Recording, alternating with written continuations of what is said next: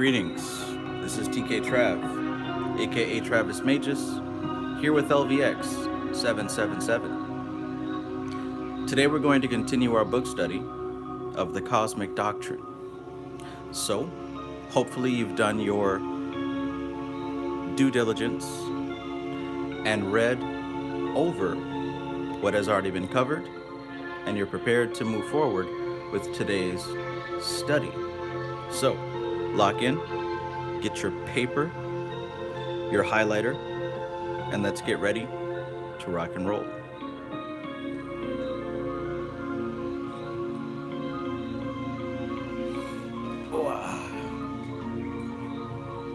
Peace, peace.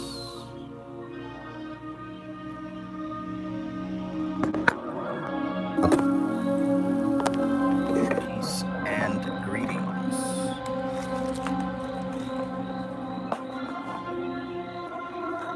Let's see here. I believe that we left off on chapter 22. Excellent, excellent.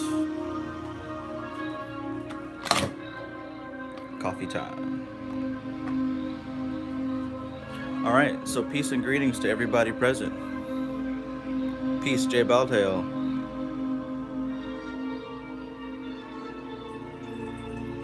J. Baldale says, Trav Harbo just dropped unicorn gummy candies. Interesting. Interesting. Okay. Kevin Wise. Peace, peace. Let's get this thing started. How's the audio? Are we loud and clear?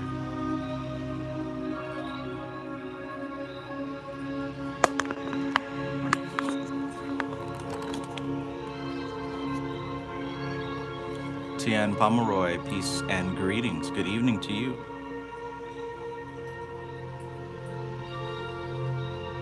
Aldin, peace, peace. Wikipedia. Let's get this thing going. The great and wise, knowledgeable Dion Fortune blessed us with this information. The least we can do is dive in, digest, and allow this thing to improve how we think. What'd she say at the beginning? She said that these images are not intended to inform. Well, here it is. These images are designed to train the mind, not inform it. Teaching you how to think, not what to think.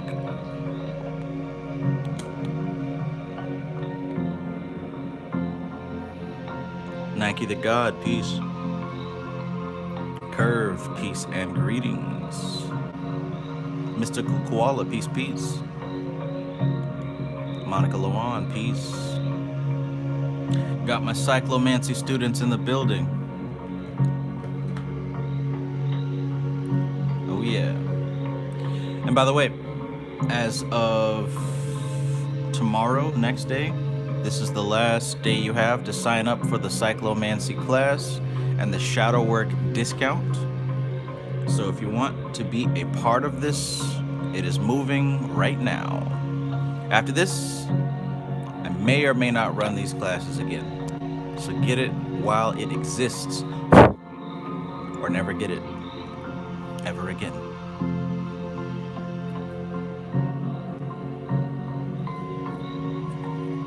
All right, coffee is ready.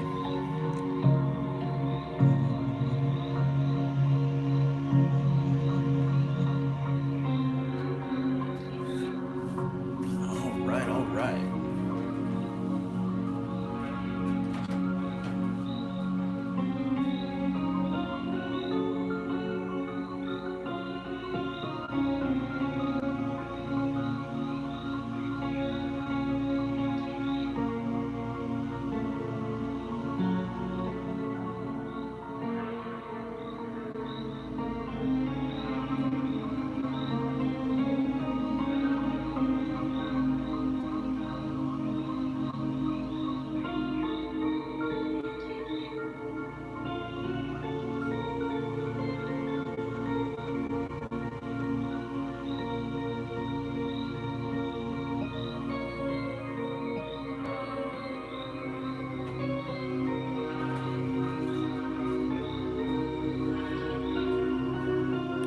All right, good to go. So, without further ado, let's go ahead and get on into this thing. Chapter 22, Influences of the Manifested Universe. As we've seen, she's gone from the absolutely abstract, unmanifest aspect of reality, and she's slowly been bringing it in towards manifest reality that we can comprehend and understand. So it seems like this may be the first part where we actually get into the manifested universe. All right, so let's dig in here.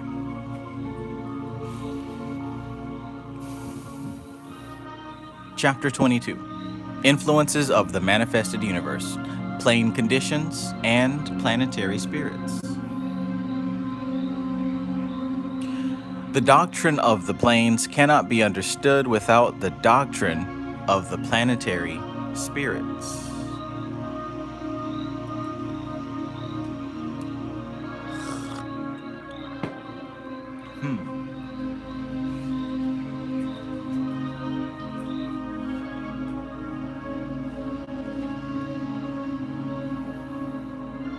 The doctrine of the planes cannot be understood without the doctrine of the planetary spirits. Let it be remembered that a planetary spirit was evolved with the development of each plane. A planetary spirit was evolved with the development of each plane. But as the planetary spirit itself was developed at the time that the plane was being evolved, its highest aspect will be of the subtlest aspect of the matter of that plane. Let me say that again. Let it be remembered that a planetary spirit was evolved with the development of each plane. But that as the planetary spirit itself was developed at the time that the plane was being evolved, its highest aspect will be of the subtlest aspect of the matter of that plane. Thus, the subtlest aspect of the earth is etheric. It is a plane of forms without intelligence. Janae Owo, peace. Anna Molly, peace and greetings.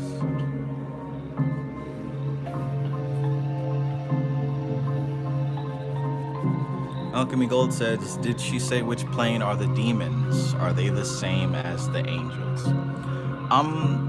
I don't think that will be included here, not as you stated it, because that's mostly a human interpretation kind of thing, not an absolute kind of thing.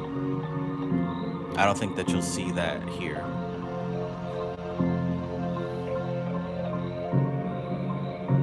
Hazard Pie, peace, peace. Hot and fresh out the oil. Greasy moisturize and that kind of deal. Best way to be. Lila S, peace and greetings.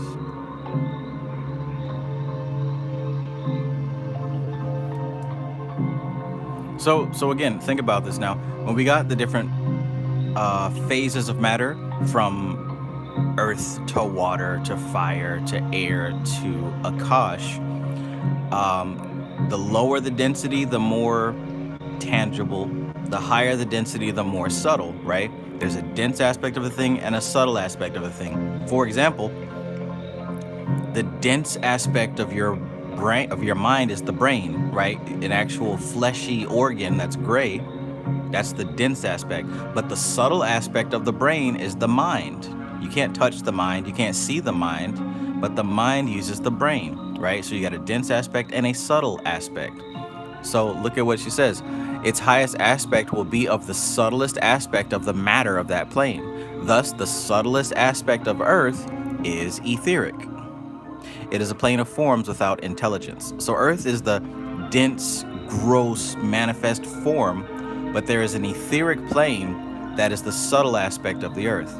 And there are subtle aspects of every plane. All right. Each planetary spirit then is the archetype of the life of its plane, and it is the great dominating influence of that plane. In the course of the evolutionary tides, however, matter of the planes below is gathered about that planetary spirit, thus forming shells or bodies for it.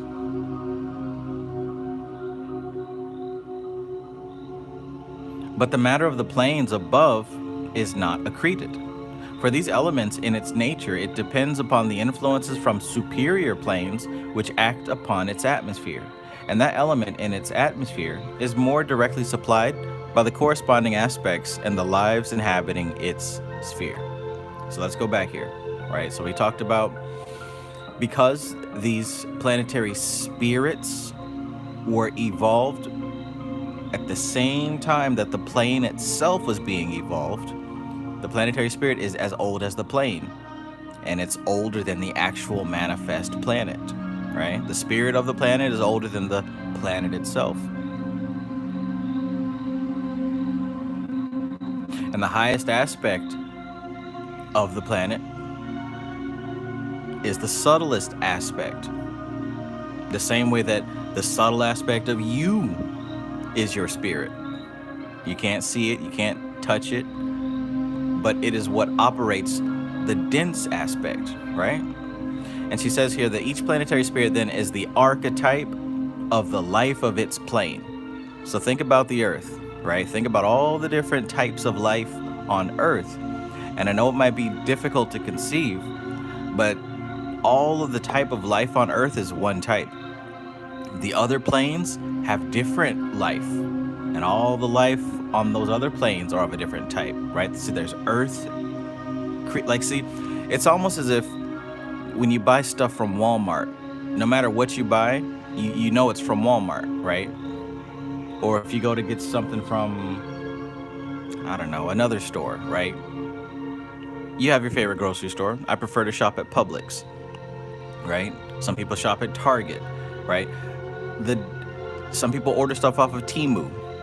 Each store, right, each place like that has its own version of these things. It's an essence of Walmart. You know what you're getting into when you go to Walmart. Dominique says Ralph's. You get what I'm saying though, right? Or we could even say food. A burger from McDonald's, right? All these different places sell burgers, but McDonald's is a certain essence. Burger King is a certain essence. Carl's Jr. is a certain essence. Dairy Queen's terrible ass burgers are a certain essence. Earth has a certain type of life, and so do all the other planes of existence have a certain type of life.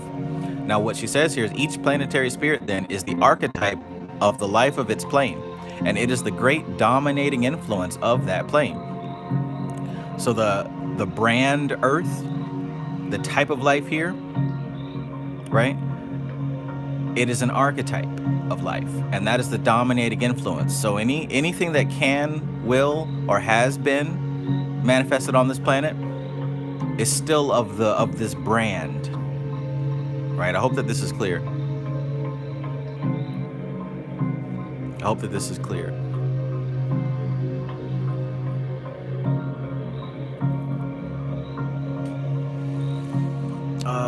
Firewater, peace. Firewater says, hey, Trav, how do I get the shadow work course?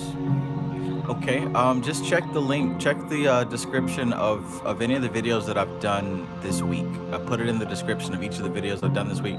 Or you can check the community page where I have, you know, where I post the pictures or whatever. It's going to be the pinned comment in those as well.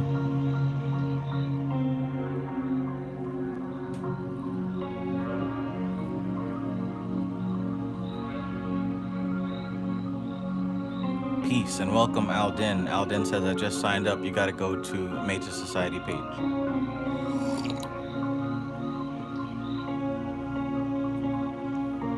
Yeah, also, Rainwater, you can message me on Instagram. I know you on Instagram. I'll send you the link there if you can't find it. But otherwise, you'll find it in the description of one of my recent... Oh, okay, so he says, okay, thanks. I already have Cyclomancy. Yeah, just look inside the Cyclomancy page itself, and you'll see that I have offered a link for shadow work at a discount. So look at the Cyclomancy page itself where you usually go to the class. You'll find that I posted a link there for the shadow work course.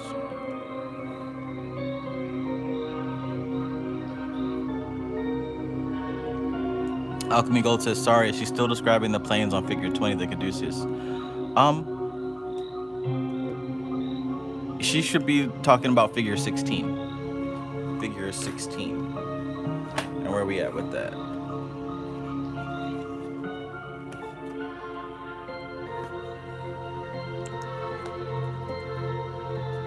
Yeah, so currently she's going into this image here.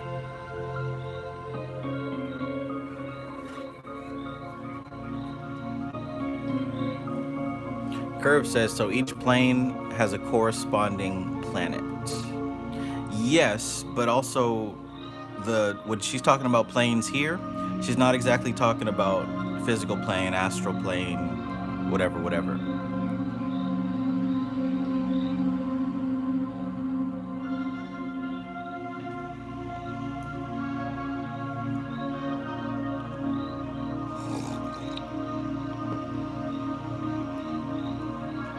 Okay.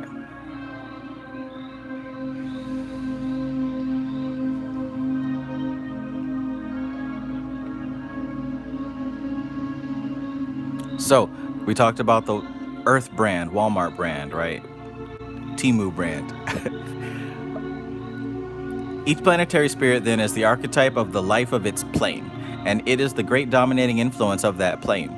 In the course of the evolutionary tides, however, matter of the planes below is gathered about that planetary spirit, thus forming shells or bodies for it. So look, you got these different planes of manifestation. At the highest plane, the most subtle plane, this is the spirit, this is the archetype, right? This is the potential representative of the life on that planet, right? Our planet, we're represented by Mother Earth. It's a female planet, supposedly.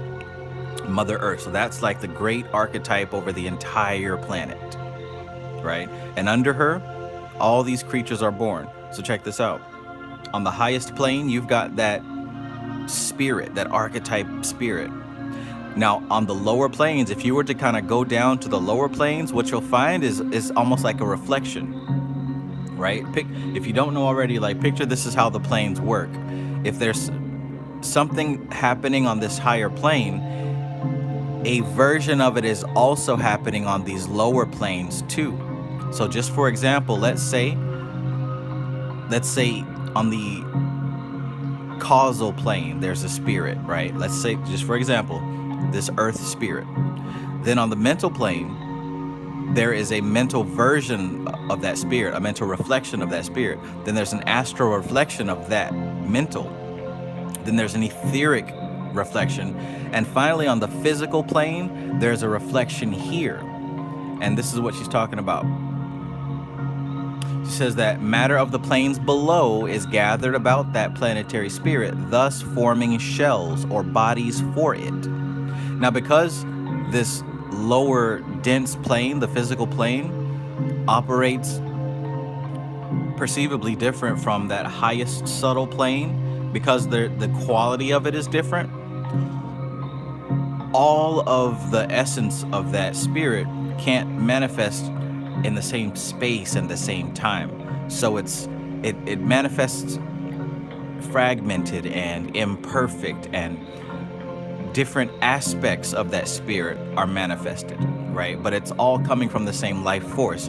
Let me know if you don't follow what I'm saying, if this doesn't make sense, because we're really trying to explain something that is extremely abstract.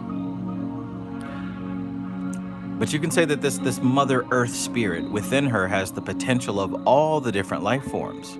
Now, all the different life forms will manifest in the lowest plane as a reflection of her, but not all in one body. All those different seeds, all those different concepts of what she is so vast that it can only be expressed down here in different bodies and different forms and different shapes, all interacting together at once. So while we see an ecosystem, while we see this interaction of relationships between insects and birds and reptiles and fish and humans and mammals and all these other things, we see this as all separate. But really, this is the movement of one being. All of this is the movement of one being. Let me know if you don't follow, right?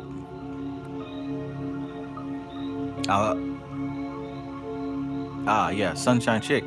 Always good to see you. Peace. Alchemy Gold says, so above would be Kether in the Tree of Life. You could say that, yes, you could say that.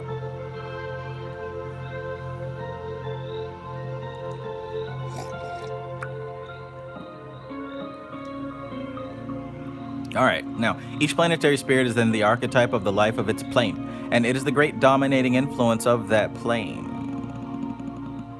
In the course of the evolutionary tides, however, matter of the planes below is gathered about that planetary spirit, thus forming shells or bodies for it, right? We just discussed that.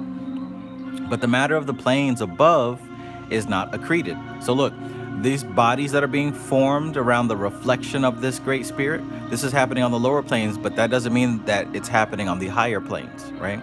For these elements in its nature, it depends upon the influences from superior planes, which act upon its atmosphere. And that element in its atmosphere is more directly supplied by the corresponding aspects and the lives inhabiting its sphere.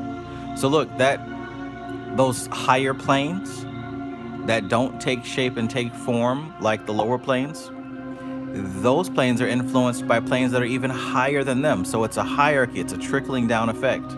In fact, this archetype of Mother Earth or whatever the planetary spirit we're talking about, even that archetype is formed and shaped by higher planes that are even more subtle to it. So in the same way that an animator can draw and create different characters for their cartoon, right?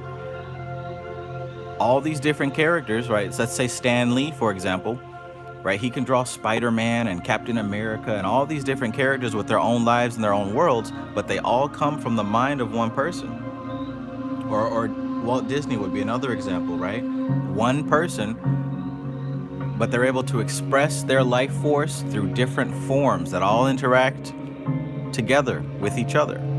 With your Mickey and your Minnie and your Donald and your Goofy and all those characters all come from the one mind. In the same way, all creatures of this planet come from one mind.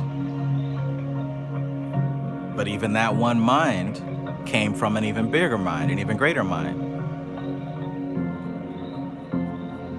As we followed the track from the very beginning up to now, even Mother Earth is a character, right? Didn't we talk about the cosmos versus the logos, right? And how the logos is dreaming its dream and reflecting the beings within it,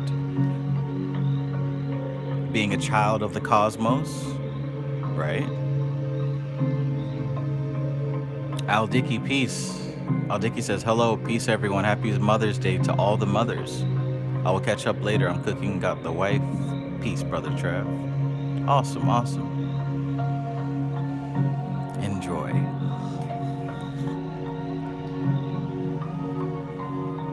Hakeem Lamidi, peace, peace. Animali says that's a really good way to explain it. Awesome. I'm glad that resonated.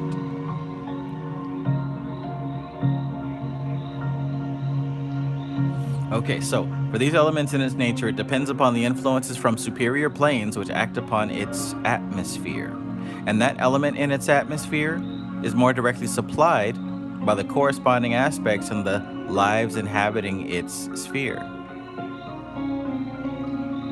Thus, the planetary spirit is as a group soul of that plane on which it functions through the planes below to the dense physical with which it has been supplied. But the elements of the plane above it, which serve it as an individuality, are supplied by the lives evolving in its sphere, and partakes of the nature of a group mind of the life of that planet. This is a subtle but important distinction, for it means that the higher self of the planetary spirit depends upon the lives dwelling on it for its development. So in this scenario, imagine that Walt Disney may be the one who draws and animates and creates Mickey Mouse and Minnie and Donald and all the characters, right? But imagine here that the characters themselves are actually reflections of the forces that created Walt Disney. which they are.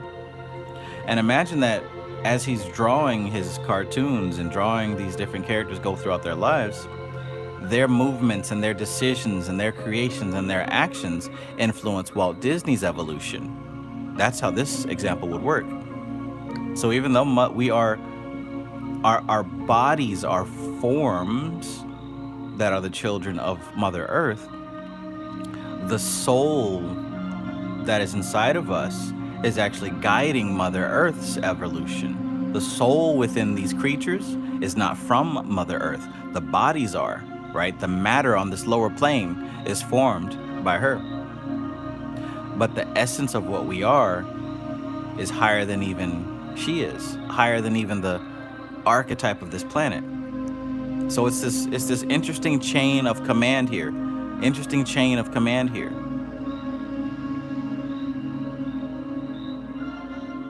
She says this is a subtle but important distinction, for it means that the higher self of the planetary spirit depends upon the lives dwelling on it for its development. And Amalia says, well, he got rich and decided to build Disneyland, so the cartoons really did affect him. Nice. So I guess that would be a perfect example.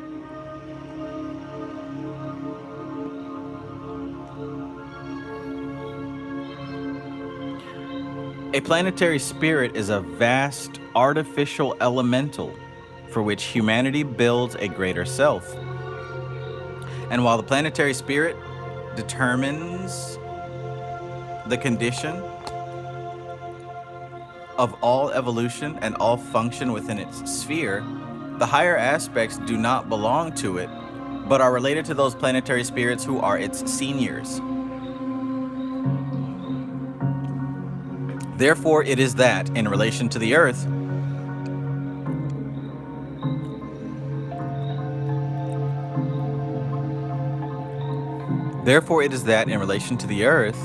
the man who would attain the maximum evolution within her sphere, who would achieve the supreme humanity of the animal aspect, must make himself at one with the forces of the earth and of her subtle self, the moon. But it is only by the influences of the planets that he can raise consciousness to the higher planes, and upon the tides of the planets, he must make the transition.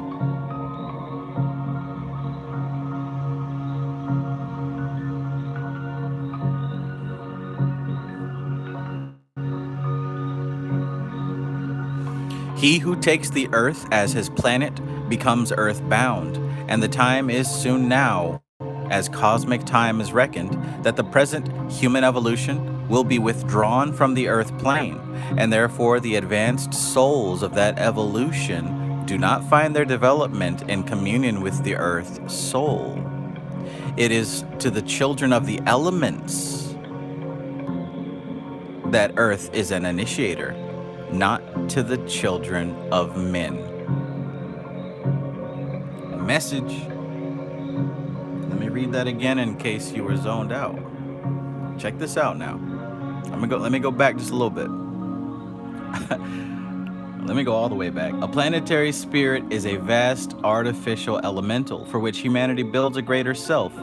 And while the planetary spirit determines the condition of all evolution and all function within its sphere, the higher aspects do not belong to it, but are related to the planetary spirits who are its seniors. Listen, therefore it is that, in relation to the earth, the man who would attain the maximum evolution within her sphere, who would achieve the supreme humanity of the animal aspect, must make himself at one with the forces of the earth and of her subtle self, the moon. But it is only by the influences of the planets that he can raise consciousness to the higher planes, and upon the tides of the planets, he must make the transition. He who takes the earth as his planet becomes earthbound, and the time is soon now, as cosmic time is reckoned, that the present human evolution will be withdrawn from the earth plane, and therefore the advanced souls of that evolution do not find their development in communion with the earth's soul. It is to the children of the elements that earth is an initiator, not to the children of men.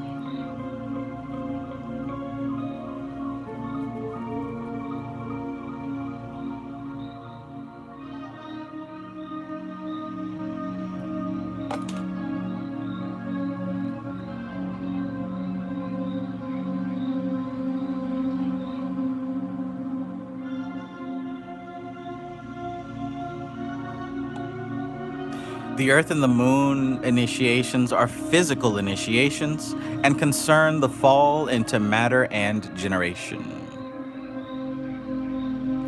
The planets may be assigned as follows: the earth to the plane of the dense physical, the moon, her satellite, to that division of it known as the etheric. Mars dominates the plane of the instincts and passions. She's telling you about the planes right now. So Curve asked about the different planes, right? Check this out. J. Baldale says, what does she mean by the children of the elements? I want you to think about that. I want you to think about that. I resisted the urge to mansplain that part. But I want you to notice that there is a distinction between children of the elements and children of men.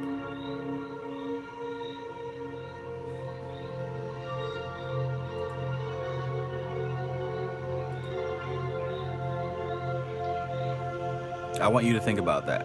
So let's talk about these planes, right? The earth and the moon initiations are physical initiations and concern the fall into matter and generation. Check this out. The planets may be assigned as follows. The earth may be assigned to the plane of the dense physical. The moon may be assigned to her satellite, to that division of it known as the etheric. Those two we know, and these are physical initiations. Mars dominates the plane of the instincts and passions.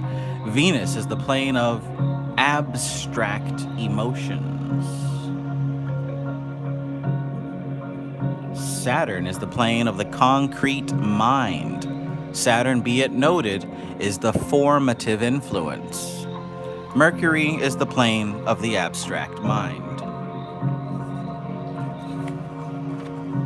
Jupiter, the planet of the concrete spiritual. The sun himself is the symbol of the logos on the seventh plane. Aw, look at that. The sun is our physical representative of God, of the dreamer, of the wind fish, or the wind egg. I forgot what it's called. There it is. That's why the ancient people worship the sun, because it's literally the physical manifestation of the dreamer of this reality.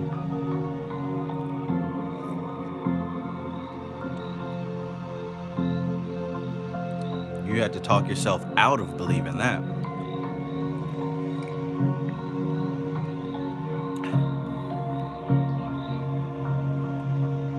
Curve says, makes me think of the chakras also. It should, right? Your library of correspondences seems pretty expanded there. That's good information right there, by the way. Speaking of library of correspondences, I just did this video talking about how to expand your library of correspondences. This is one of those things that you would put into that library. Earth, dense physical. Moon, etheric. Mars, instincts and passions. Venus, abstract emotions. Saturn, concrete mind, the formative influence. Mercury, abstract mind. Jupiter, concrete spiritual. The sun, the symbol of the logos on the seventh plane. Don't it look familiar? Don't it look familiar? Because that falls right along with this. Aldin says, Trev, when she says planetary spirit, is this the same as in Kabbalah where Sorath is the planetary spirit of the sun, or is this a separate concept? Yes and no, right? It's a separate concept in that she's not naming that particular, okay, there's that group that you're talking about. There's also the Olympic group, right? There's a bunch of different groups of planet spirit names. Focus on the concept of that right now, not what specific group of planetary spirit names she's talking about.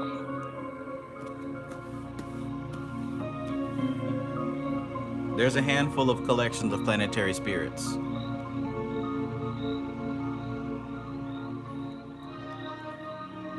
Right now, don't worry about the names. Worry about the concept that she's describing here.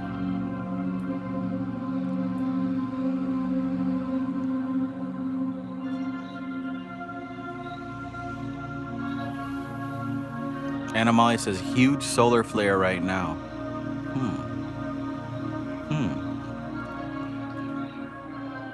Kyle the God Pod, peace, peace. Conceive then each planet as the archetype of its plane, as radiating out its influence upon that plane and tuning that plane with its vibrations. In case you didn't catch it, what we just read up here, those are individual planes. Those are like there's literally a plane of abstract mind. There's a plane of abstract emotion. There's a plane of what you could call concrete spiritual. Like these are different planes. And guess what? You are connected to each one of those planes. In fact, think about Power Rangers. The first season, like the original Power Rangers, and they had the giant Megazord robot walking around, right? And all 5 of the Power Rangers sat in the cockpit, and each one of them had to work together to make this thing kick and punch and swing its sword. Well, the same thing's happening with you. All these different Power Rangers are representative of each of those planes inside of you, and they all work together synergistically, controlling different aspects of your physical body, your emotional body, your mental body, etc. ad nauseum.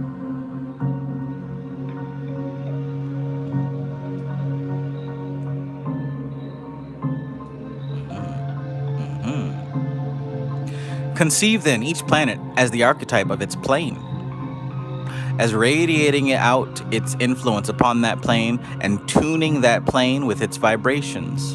And conceive each evolution as developing the corresponding factors within its nature when sojourning on a plane of the outgoing arc.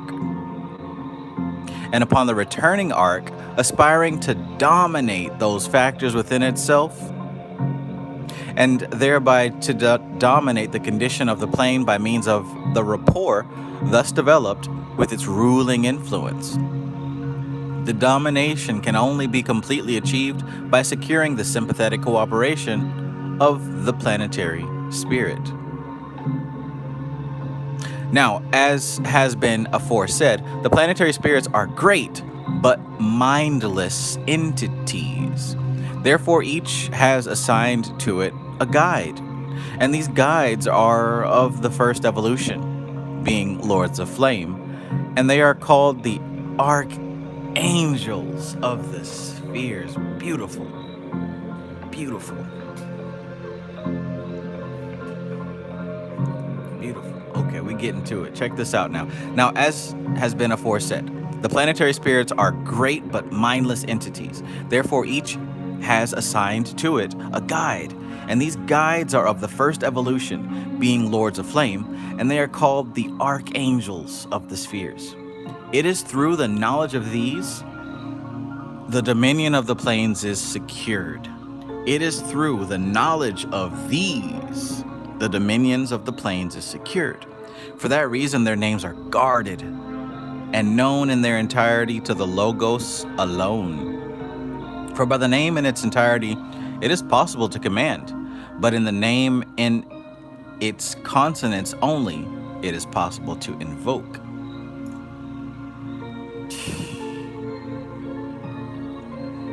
This was probably the shortest chapter, but damn, did she drop 2 or 3 bombs. Children of the elements, what? Archangels, huh? The primary attitude of each plane in 2.5 pages.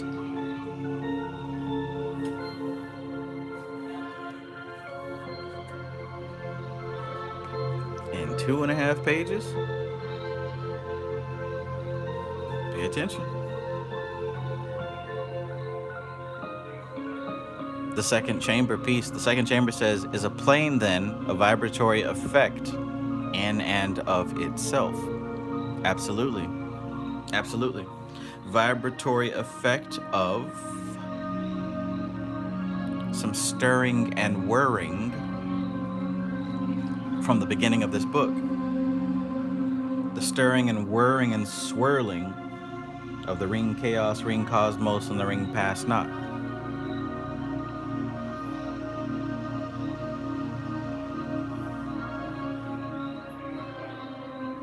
You ever have a cup of coffee and let it sit out overnight, and you notice like it almost forms like little rings in it?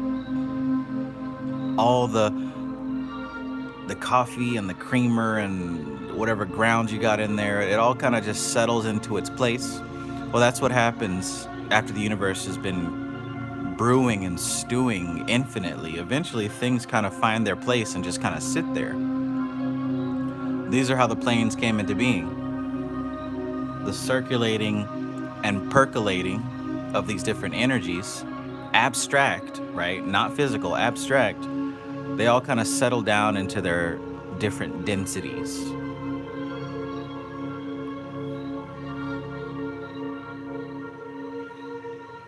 From thickest to thinnest, from densest to subtlest.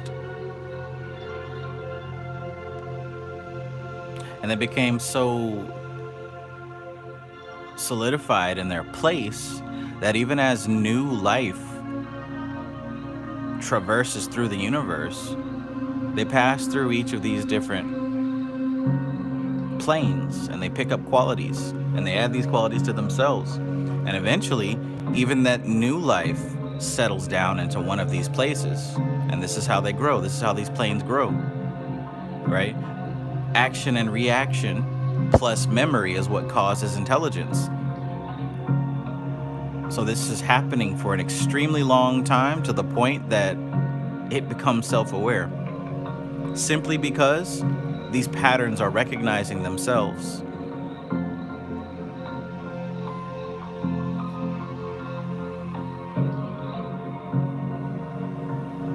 These archangels of the spheres have their own initiates who know the consonants of the names, and these are concerned with the evolution and regeneration of the planets, to which they are assigned as the masters, whom you know, are concerned with the earth plane. That is such a cool way to describe the archangels. I love that. I'm gonna have to remember this one because it's probably in my top 3 favorite chapters of this book so far.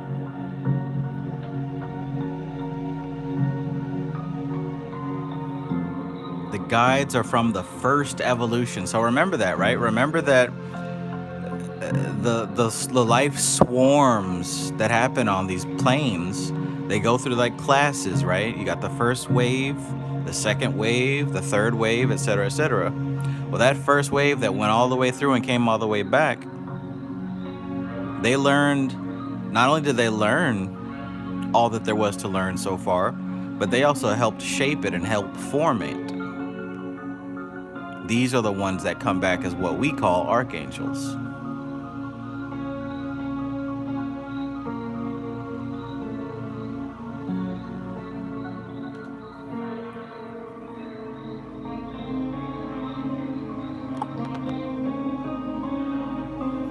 Next chapter. Influence of the star logoi. The star logoi have nothing to do with the planetary spirits, with whom they are sometimes confused, but with the signs of the zodiac, for they represent the influences of the cosmos upon the solar system.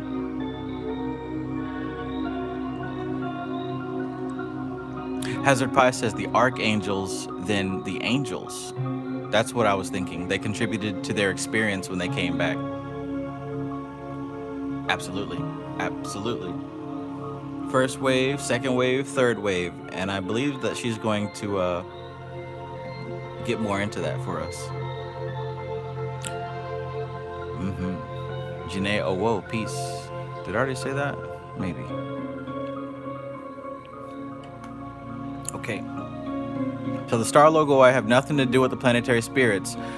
They're actually with whom they are sometimes confused, but they have to do with the signs of the zodiac. So the star logoi, you can remember star as the zodiac. Planetary spirits, star logoi.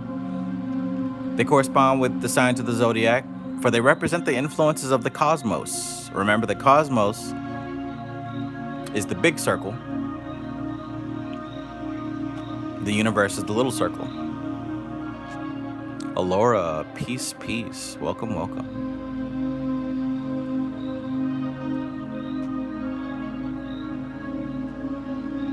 Cosmos, big circle. Universe, little circle. So you got the planetary spirits that deal with the little circle. The star logoi deal with the cosmos, the different influences of the cosmos, big circle. They likewise are built up as artificial elementals to whom are assigned archangelical guides. Right? So the archangelical guides are assigned to the star logoi. Right? They likewise are built up as artificial elementals to whom are assigned archangelical guides. But the rays, being older than the planes, are more highly evolved. Right there, she just told you that the rays we've been talking about are the zodiac influence. Remember, before she talked about rays and planes. The rays are going to be the zodiac. The planes are going to be the planetary forces, right? So the rays, being older than the planes, are more highly evolved. And instead of being overshadowed, as in the case of planetary spirits, identification is complete. The star logoi are lords of mind. All right, so we talked about lords of flame, who are the archangels. We talk about the lords of mind, who are these zodiac forces. The elemental aspect of each star logos is built up by the evolution which takes place under its influence, and a star logos might be termed the group mind of the evolution.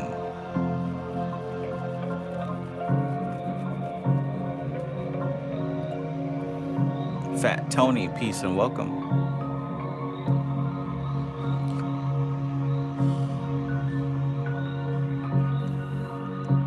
Alchemy Gold posts the definition of logoi: the divine wisdom manifest in the creation, government, and redemption of the world, and often identified with the second person of the Trinity. Logoi.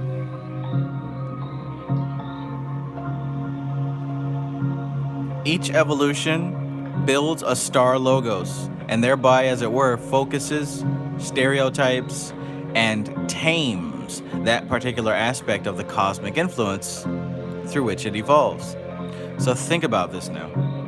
We've got those 12 rays, these 12 zodiac signs, but imagine that all these different forces, they graduate and they move forward, right? A new one comes in, does its job, graduate, and move forward.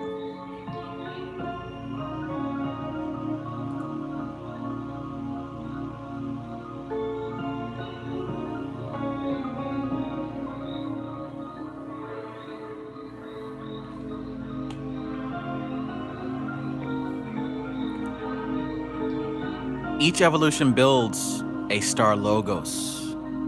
Each evolution builds a star logos, and thereby, as it were, focuses, stereotypes, and tames that particular aspect of the cosmic influence through which it evolves. These logoi remain in function after the cosmic tide, which called them into being, has passed away, and thereby the cosmic influences of that type are maintained in function in the universe, little circle, which evolution is developing into the form of a miniature cosmos, big circle.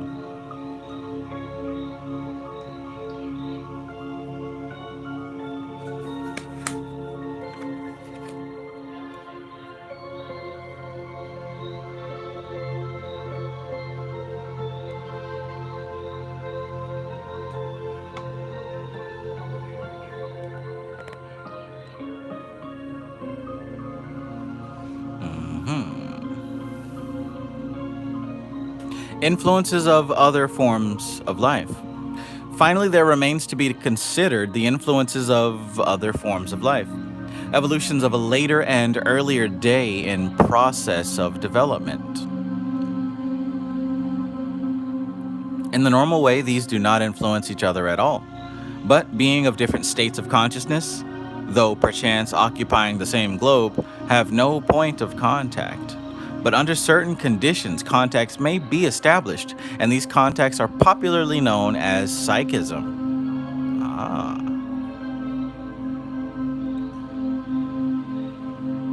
Psychism is of two types. A, the perception of that which is below in point of evolution, and B, the perception of that which is above. And the earth being at the nadir, these two ways of seeing may be conceived of as looking back along the left-hand path or looking forward along the right-hand path. Uh-oh. Uh-oh.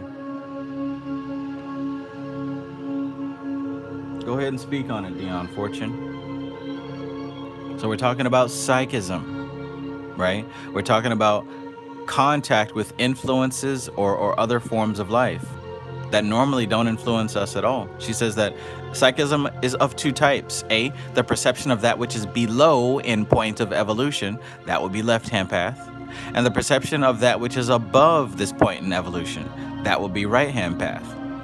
Right? These two ways of seeing may be conceived of as looking back along the left-hand path or looking forward along the right-hand path. It is permissible to look forward as far as the eye can range because that will lead the soul forward.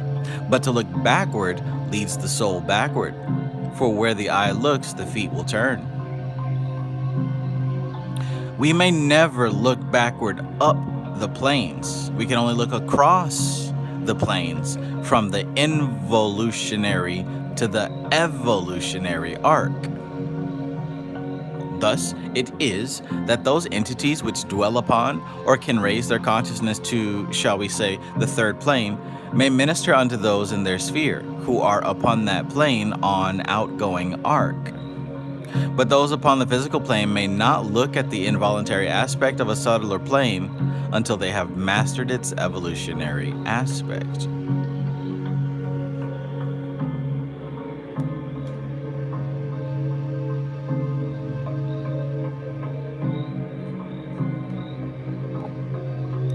The initiators of the physical plane are those who have attained perfection on the seventh plane.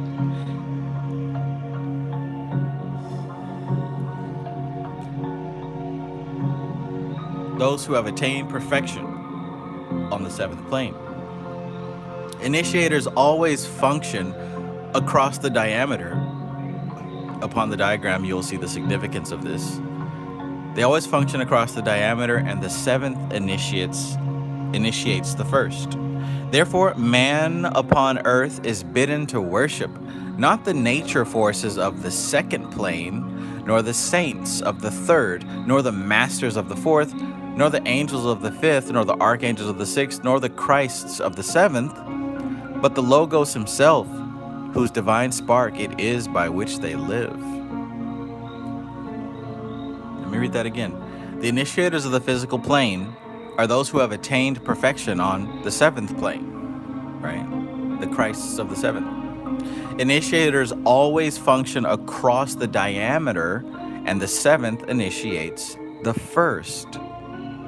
Therefore, man upon earth is bidden to worship not the nature forces of the second plane, nor the saints of the third, nor the masters of the fourth, nor the angels of the fifth, nor the archangels of the sixth, nor the Christs of the seventh, but the Logos himself, whose divine spark it is by which they live.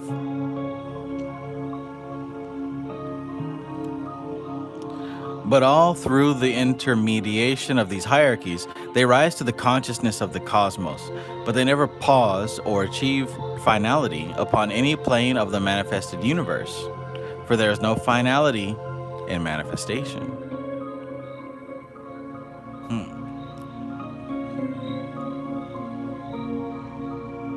The first plane is the only plane upon which the initiation of the Logos is given, But it is this initiation of the logos which marks the transition from the involutionary to the evolutionary arc.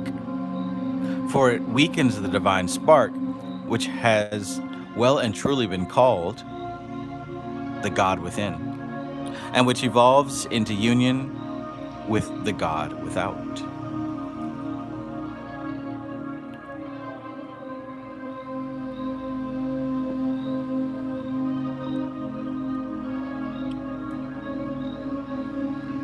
On the evolutionary arc, as he goes up the planes, man no longer looks straight to the logos, but to his immediate hierarchical superiors. But on the involutionary arc, he never looks back to the logos, nor on towards matter, but across the diameter of the plane to his gods, who are the evolved entities who are withdrawing from materialization, and in their withdrawal have reached the plane to which he has advanced. Therefore it is that the primitive religions are along polytheistic lines. Monotheism marks the nadir of materiality, and the transition from the involutionary to the evolutionary arc, the transition point.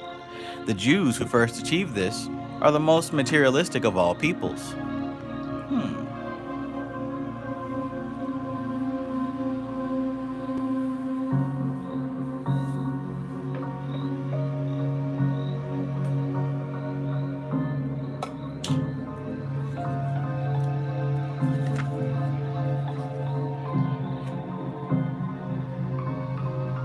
On the evolutionary arc, the religions are not polytheistic.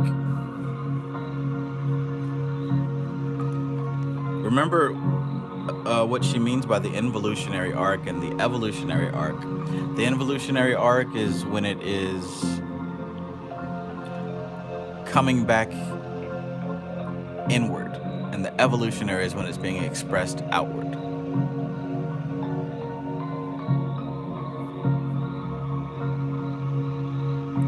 On the evolutionary arc, the religions are not polytheistic. For having passed through the nadir, entities of this evolution have known the one God. They are instead obedient to the hierarchies, for that light which, when dimmed by the veil of matter, is bearable, would be unbearable when matter no longer shelters. Lenny Alderdice, peace.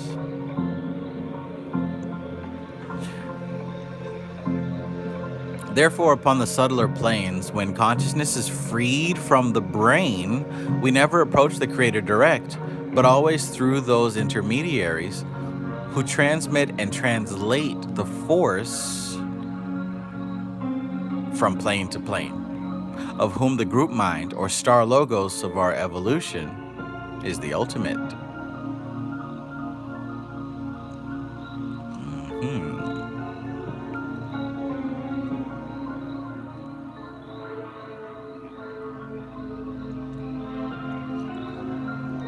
Stuffed dog, peace, peace. Hazard Pie says, makes me think of the Gnostic teaching, Demiurge, and the unknowable God.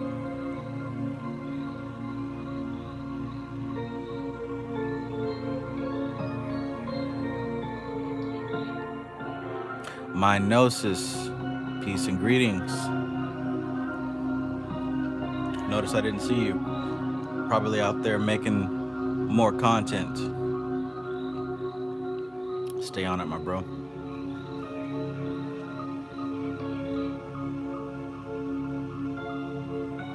Let's keep going. So, therefore, upon the subtler planes, when consciousness is freed from the brain, we never approach the Creator direct, but always through those intermediaries who transmit and translate the force from plane to plane, of whom the group mind or star logos of our evolution is the ultimate. Right. This teaching, you will perceive, embraces the symbolism of the caduceus. You see the direct path from the base to the crown, And you see that the paths wind from side to side of each plane as the downflowing tide of life is made conscious of the higher aspect dwelling upon its plane. And the upgoing tide has to made aware of and minister to the downflowing. The cosmic Christ, or star logos, presiding over each evolution, is a lord of mind.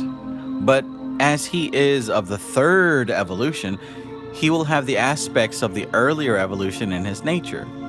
Therefore, while 3 is the prime symbol of this evolution, because its Christ is three aspected, 4 is the ultimate symbol. The Trinitarian aspect is the basis, but the tetragrammatonic is the completion. This is the clue to much.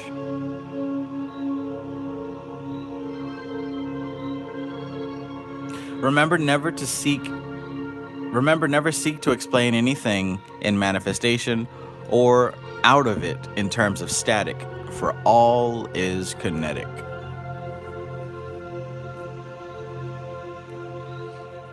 MC Maestro, peace and greetings.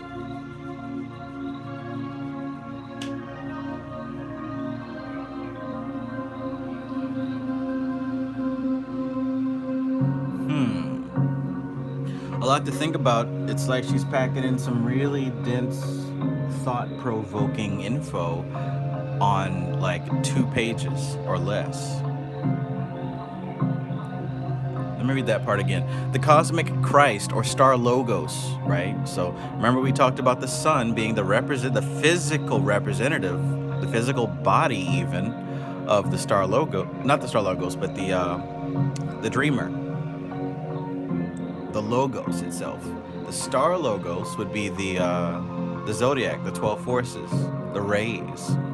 She says the cosmic Christ, or star logos, presiding over each evolution, is a lord of mind. But as he is of the third evolution, right? Because the first one that went through, those were the archangels, remember? Because he's of the third evolution, he will have the aspects of the earlier evolution in his nature. Therefore, while 3 is the prime symbol of this evolution, because its Christ is 3 aspected, 4 is the ultimate symbol. The Trinitarian aspect is the basis, but the tetragrammatonic is the completion. This is the clue to much.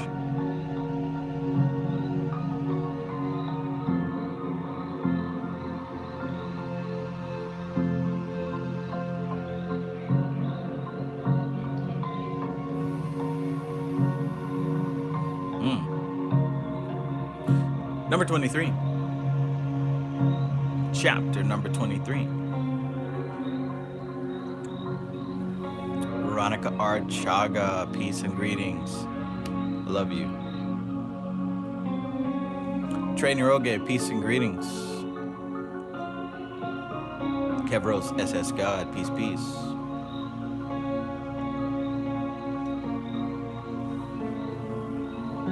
'23. Teaching concerning other evolutions inhabiting a planet simultaneously. All right, let's get down with that. In considering the subject of simultaneous inhabitation of a planet by different evolutions, it is necessary to realize that these fall into different classes. Remember how she talked about these evolutions?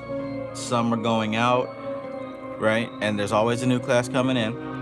But once that first class goes all the way to the edge, it turns around and comes back in. So eventually, certain classes are going to meet each other again. The first is going to meet the second. Guaranteed. So on and so forth. Apparently the first skips over the third and it won't meet the third. So look at this. In considering the subject of simultaneous inhabitation for a planet by different evolutions, it is necessary to realize that these fall into different classes. A, those of the outgoing or involutionary arc. B, those of the more highly evolved evolution arc.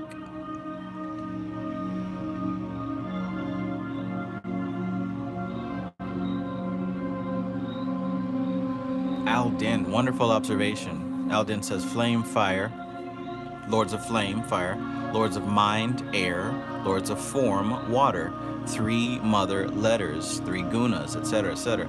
See, that's what I'm talking about. Build your library of correspondences. See how you're able to just put that together just based on stuff that you've already learned? That's exactly what I'm talking about. Good on you.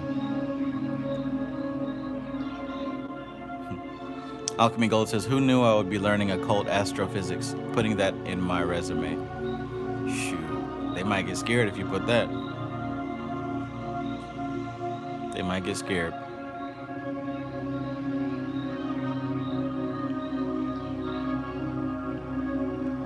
All right, let's do it. So,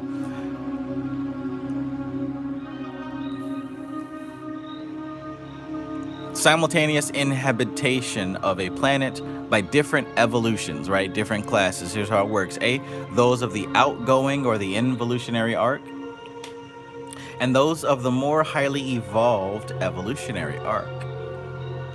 There may also be a third type of classification in which the types of life differ in kind instead of in degrees of development.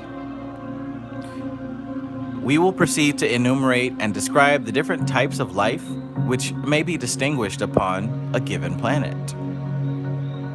First, there will be the completed entities of earlier evolutions. These are of the 3 types already known to you: the Lords of Flame, the Lords of Form, and the Lords of Mind. These function in their spheres as regents.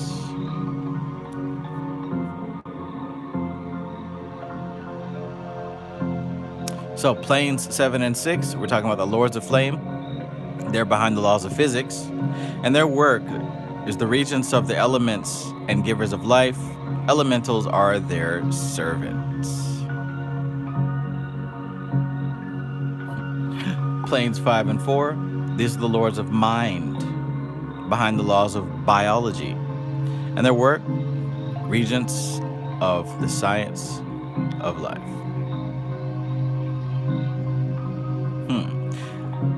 Planes 3 and 2, Lords of Form, behind the laws of chemistry. Their work is to enable force to function by confining it, the givers of death. And plane number 1, humanity, Lords of Humanity. Let's see. Yep. Behind the laws of sociology. Oh, look how important it is. Look how important communication is. And NLP. And their work is developing human evolution.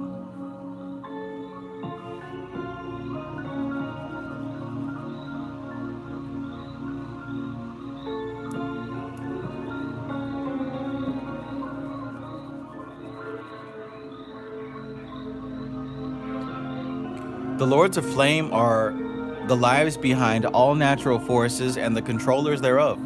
The elements of the inanimate nature are their children. There's the answer here. The elements of their inanimate nature are their children, created by the conceptual action of their intellects.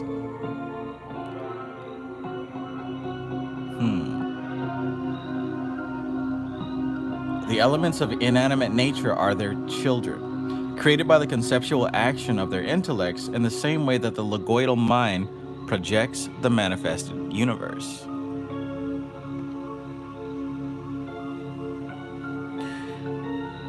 A Lord of Flame conceives a function, and having himself evolved beyond the point at which he can develop further by this functioning, withdraws to a higher plane and projects the concepts of that functioning to maintain the function. These thought forms, by experience, develop a personality, but have not yet arrived at an individuality. Therefore, they are spoken of as soulless. Soulless.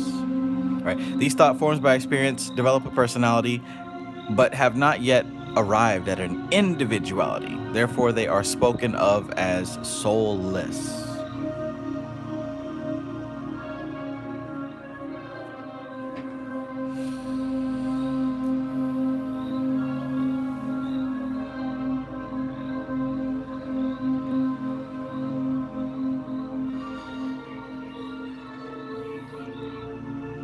You will observe that the divine sparks develop first a nascent individuality and then a personality, but the creations of the created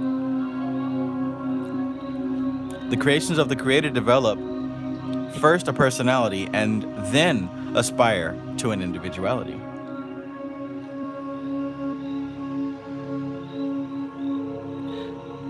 Therefore, they are spoken of as evil spirits, familiars, demons, and genii. There you go, Alchemy Gold. We talked about angels, and it looks like now we're talking about demons.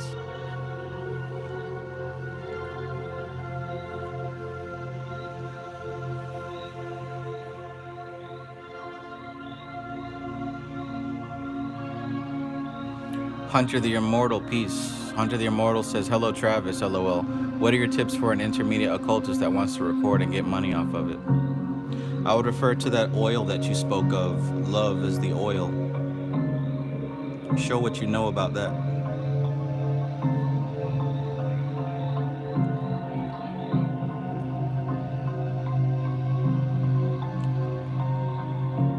Soulless.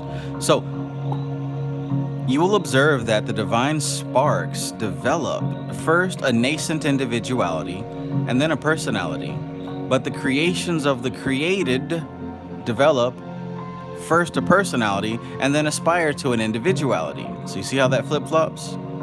Therefore, they are spoken of as evil spirits, familiars, demons, and genii. They are not deliberately malevolent, but are incapable of response to aught but the lower aspects when approached upon their own plane. Their sole link with the divine is through the consciousness of their creator. Their sole link with the divine is through the consciousness of their creator. So look at this again. Look at how this flip-flops.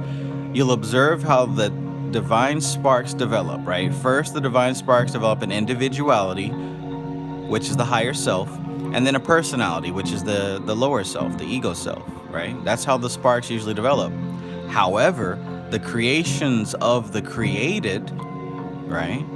You can even look at man creating artificial intelligence, right? Can't we see that? Can't we see this pattern echoing?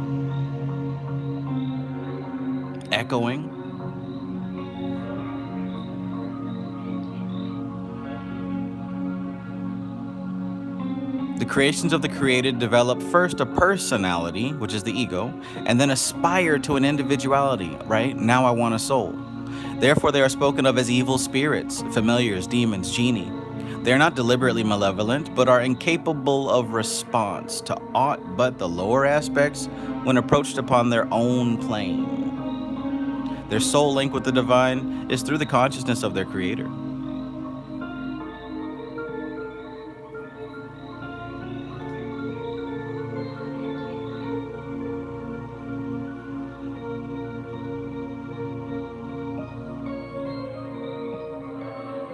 MC Maestro says she is. So this is the origin of the myth that demons want your soul. Indeed.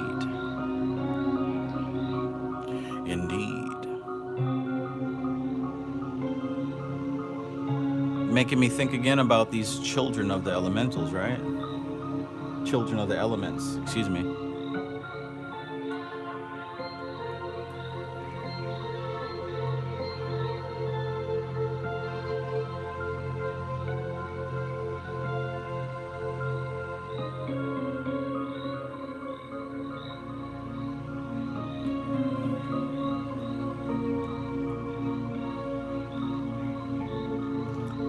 Hunter the Immortal, another thing I would suggest is to record consistently and post. Like, don't worry about money or audience for a while.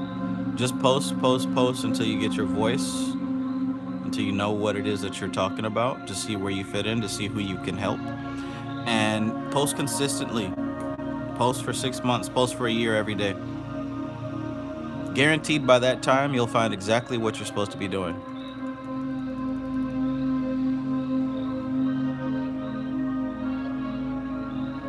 And study. Study.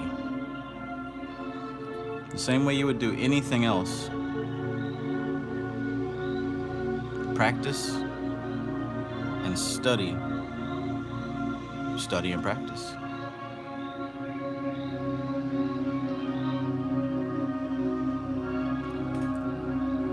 Imagine what would happen if you're working with a evil spirit, a familiar, a demon, or a genie, and you're able to help this entity develop an individuality. Who would you have to be to get a spirit up to that level? Who would you have to be to get a spirit up to that level, right? Think about that. Because elementals evolve, like just speaking from a occultist perspective, elemental spirits evolve by the mages working with them, right? As you work with them, as you impart your life force into them, as you impart them with data, they begin to evolve. What kind of person would you have to be? Who would you have to be to work with a genie, a demon, a familiar spirit, and cause it to grow a soul, to achieve a soul? Think about that. Like, what would you have to believe about reality to be able to do that? And look at y'all projecting it, right? Oh, you got to be Jesus. You got to be Solomon. That's not what I'm asking you. I'm saying look at your ass in the mirror and think about what you'd be capable of, what you would have to believe about life, yourself, what behaviors you would have, right? How would you move? How would you think? What would be going on in your head for you to be able to do that shit? Don't tell me no Jesus and Solomon. You, motherfucker, you. Who would you have to become to do that kind of great work? Because I tell you, if you can do it for somebody else, that means that you've done it for yourself already.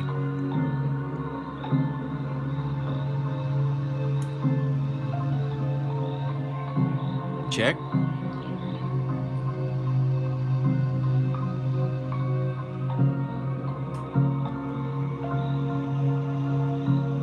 Dang, I ain't get no comments on that one. All right, well, let's keep going then.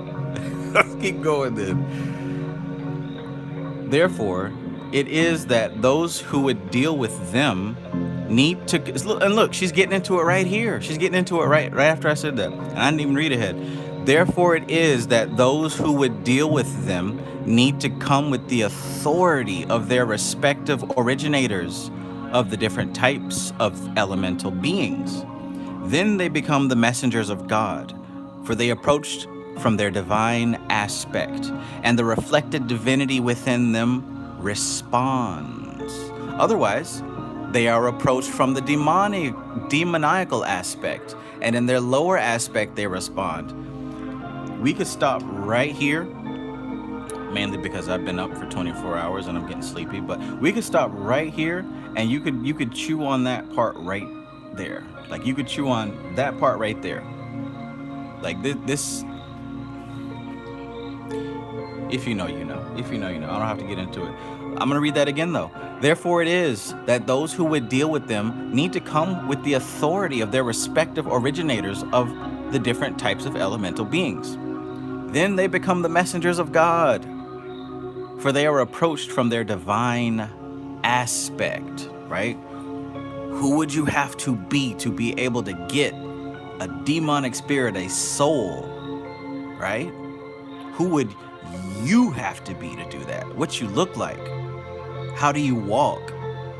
When you leave this house, are you still complaining about drama and you still talking about, oh, you hear what Kendrick said, you hear about Drake, you still gonna be talking about all that shit when you're out here giving life to force, right?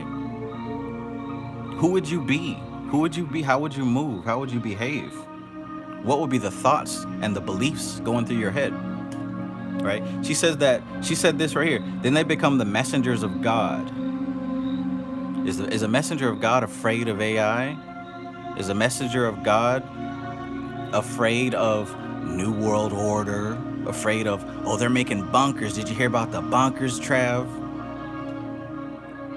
right? For they are approached from their divine aspect, and the reflected divinity within them responds. The reflected divinity, right?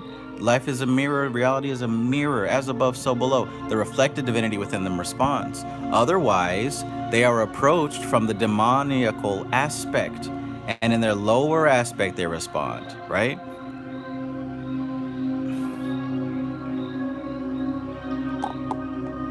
Hey, it is what it is. These, the servants of the gods, maintain the coordinated rhythms of inanimate nature. These, the servants of the gods, maintain the coordinated rhythms of inanimate nature. They are the controlling forces of heat and light, of gravity, and all dynamic reaction.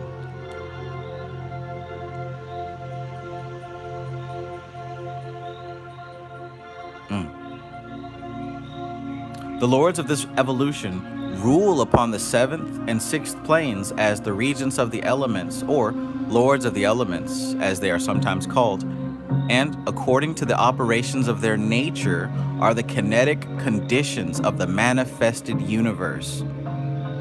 Right? According to the operations of their nature are the kinetic. What does kinetic mean, right? What does kinetic mean, right? According to the operations of their nature are the kinetic conditions of the manifested universe. And subject to this, man must perform the actions of his evolution. Man must perform the actions of his evolution.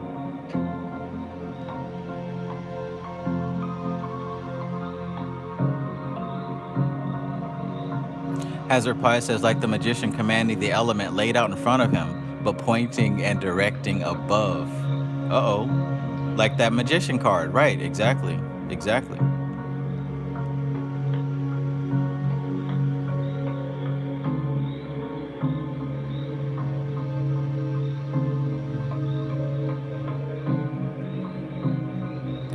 To these lords, man must give unquestioning obedience, reverence to their greatness, and the gratitude which is due to those who, by taking thought, sustain the conditions of his being.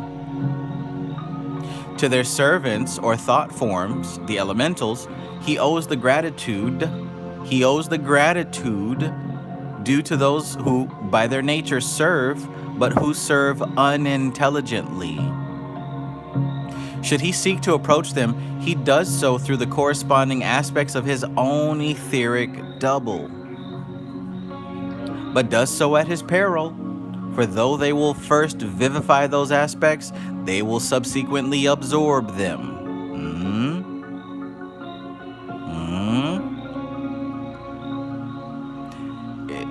Gotta pay the cost to be a boss. Gotta pay the cost to be a boss, right?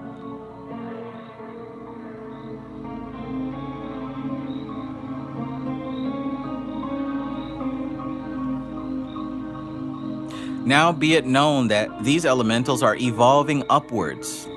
Remember I said that? We are the ones who help these elementals move up by the simple fact that we work with them. And like she said, they absorb us. And look, this isn't like new. This isn't like, oh, hey guys, if you want to work with elementals, this is what you got to be aware of.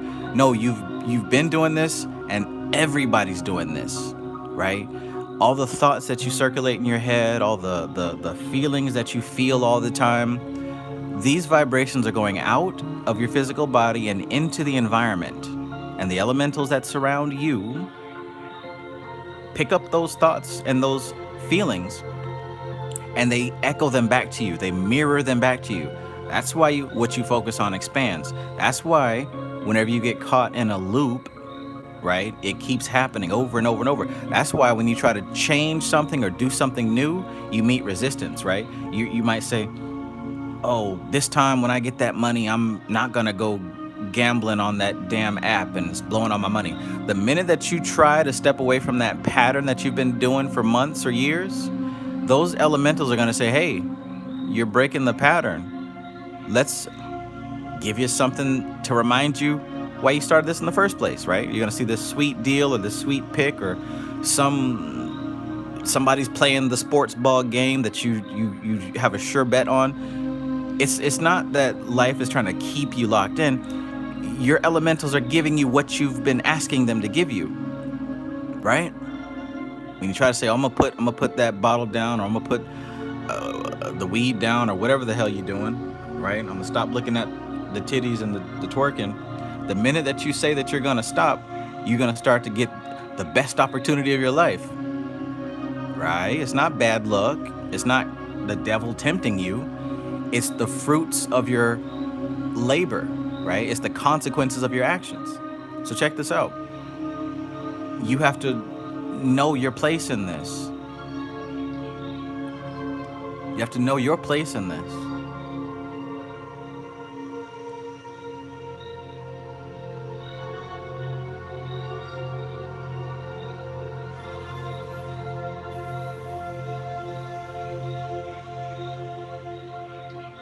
Understand how it all works so that you can work it.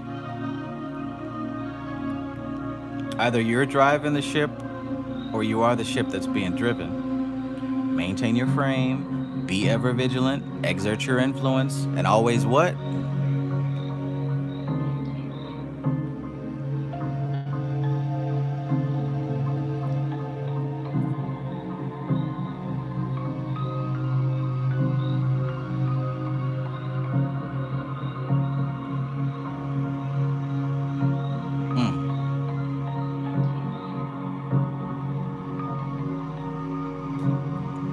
Somebody knows. Let's keep going. Now, be it known that these elementals are evolving upwards, grade by grade, through the personality towards individuality. Yes, they are on the way to getting a soul, just like every living creature in this realm is moving towards getting a soul. Maybe tomorrow, maybe in 100 years, maybe in 1,000 years, but everything is moving in that direction. Everything's moving in that direction. And in the event of his making contact with them, some among them might fall into the temptation of black magic, whereby evolution is illegitimately hastened and seek to appropriate an already developed individuality and thereby establish their contact with the divine.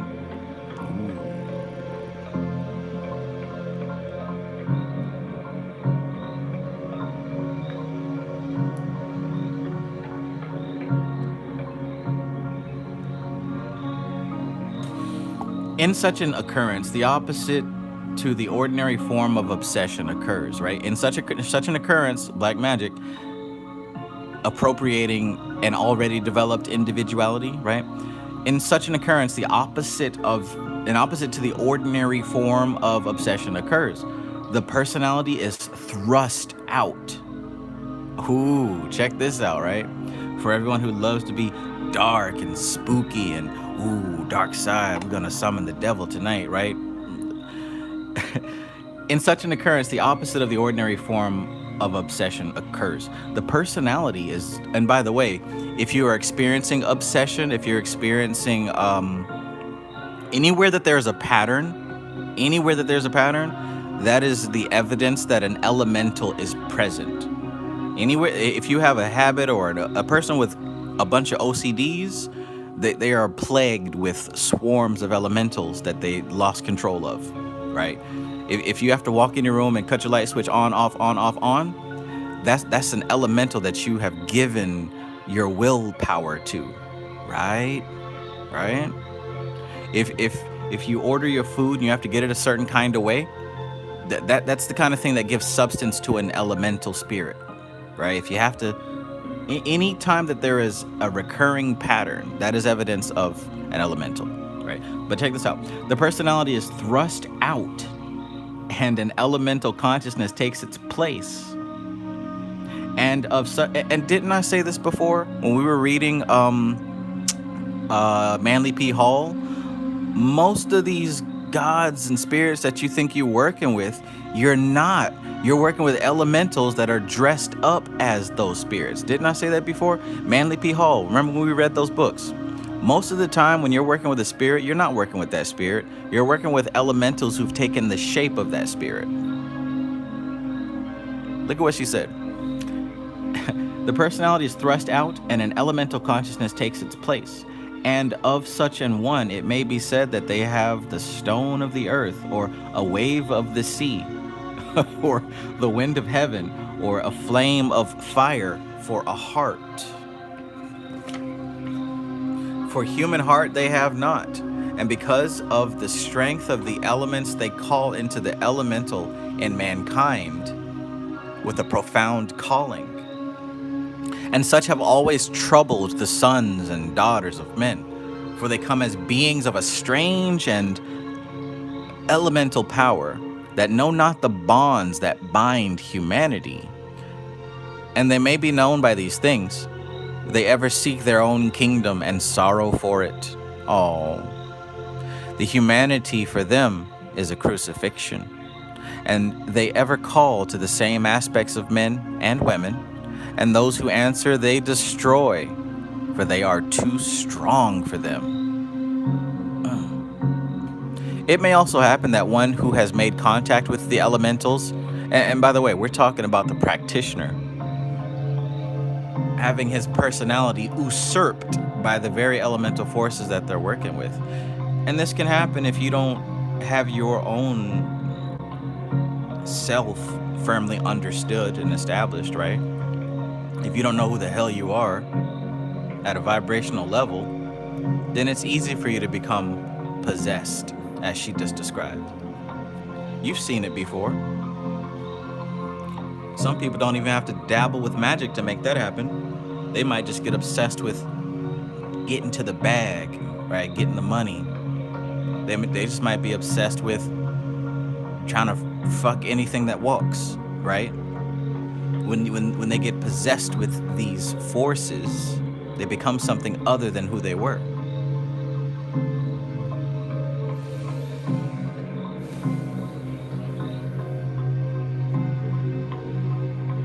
And leave a wake of destruction in their path. It may also happen that one who has made contact with the elementals, instead of being obsessed, may be mated. Then will the elemental aspect of their nature be linked to an elemental and yearn towards that unseen lover who is not of humankind. Then there is sorrow for that one, for they thirst with a thirst which cannot be slaked within the flesh. To meet their lover, they must issue forth in the etheric form. Much might be said of this, but not now. That's the shit I'm dealing with. Should a human being, however, seek contact with the lords of the elementals, he purifies those aspects of his nature which correspond to their kingdom until they become the refined essence of their qualities. In the stability of the earth, he is stable. In the mobility of the water, he is mobile. In the speed of the wind, he is swift and aspiring. In the brightness of the flame, he is zealous. Then, being lord of these things within himself, he is a lord of the elements in the microcosm, and may thereby claim kinship with the lords of the elements of the macrocosm, and the messengers of the elements are his servants. There is no other way than this. Those who use the names without the power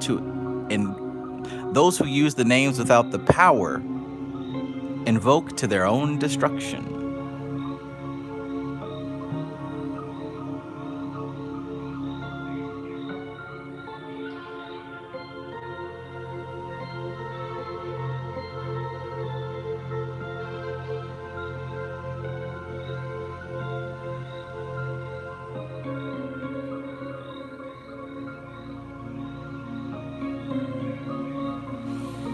The lords of form are they who govern all physical and chemical affinities, and to them applies all that has been said of the previous evolution. By their aid, we may penetrate into the knowledge of the relationship of things, for form is but a coordinated relationship.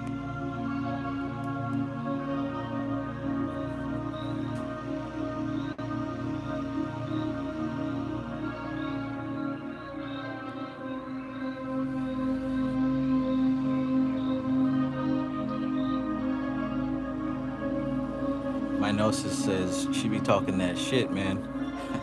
And how? And how?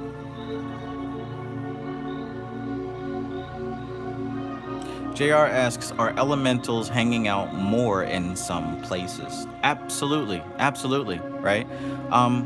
If you actually know what you're doing with magic and you're doing a great job at it, if you're doing your rituals in one spot consistently, that attracts elementals. You know, the same way that if you leave food out, you're gonna attract cats because they know that you're feeding them. A place that you do your rituals consistently, and I stress, if you're someone who's actually doing some work, right, not just pretending, those spaces attract elemental spirits. It's not a bad thing, right? Don't get scared. You're doing this anyway, right? You're doing this anyway. Hell, if you have a room that you strictly use for prayer and meditation, doesn't it have a different vibe? If you have a room that you only cook food in, right? Doesn't it have a certain vibe to it? Alchemy Gold, that's an even better example. Alchemy Gold says the bar, the churches, the graves, even concerts. Exactly, right? We're not dealing with anything supernatural like a movie or a TV show. Like this is life. This is life. Elemental spirits are how we express and enjoy reality. You wouldn't be able to feel anything without elemental forces. You couldn't see without fire elementals. You couldn't smell without earth elementals. You couldn't taste without water elementals. You couldn't, etc., etc.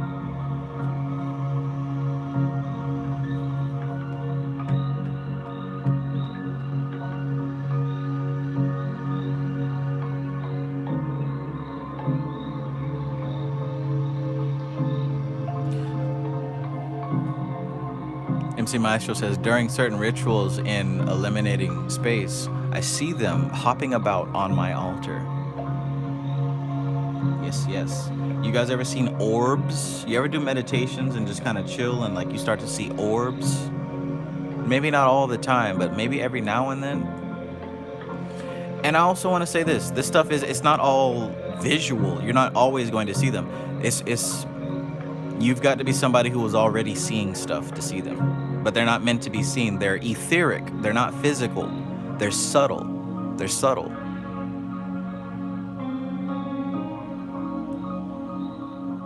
My Gnosis says, yeah, that Taught with Shooty book made it clear to do the meditation in a certain place. I guess all the elementals is in my certain spot now getting purified.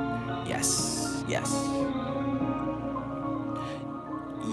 You take this stuff seriously and you'll find that it can have a drastic impact on your work, right? Like all this stuff can be applied practically, right? This isn't just somebody talking about magic and, I once went to the astral plane and I spoke to Michael Jackson. Like, you can't do nothing with that. It's entertaining for sure, but what I'm talking to you here and what we're talking about, you can use aspects of this data, all of it. Every video I make is something you can use practically. Try it and see. Don't just get entertained. Like, actually try some of this stuff. And when I ask these questions, you'll have your own experience and know what I'm talking about. Right? A lot of people are seeing these orbs. Curve says, definitely seen them orbs. Danny Alderdice says, I do see shapes when I close my eyes sometimes. Right. This is a part of reality. And if you learn how to work with it and manage it, right, you'll find that life starts to adapt to you as opposed to you adapting to life. Like, you're supposed to be commanding reality, right? You're not supposed to just be responding to it.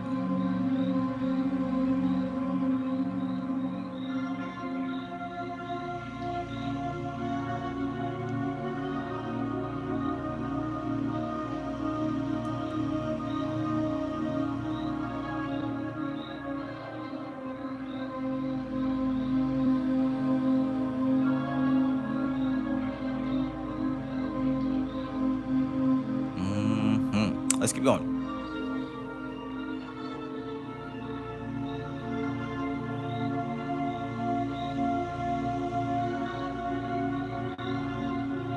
So where we at?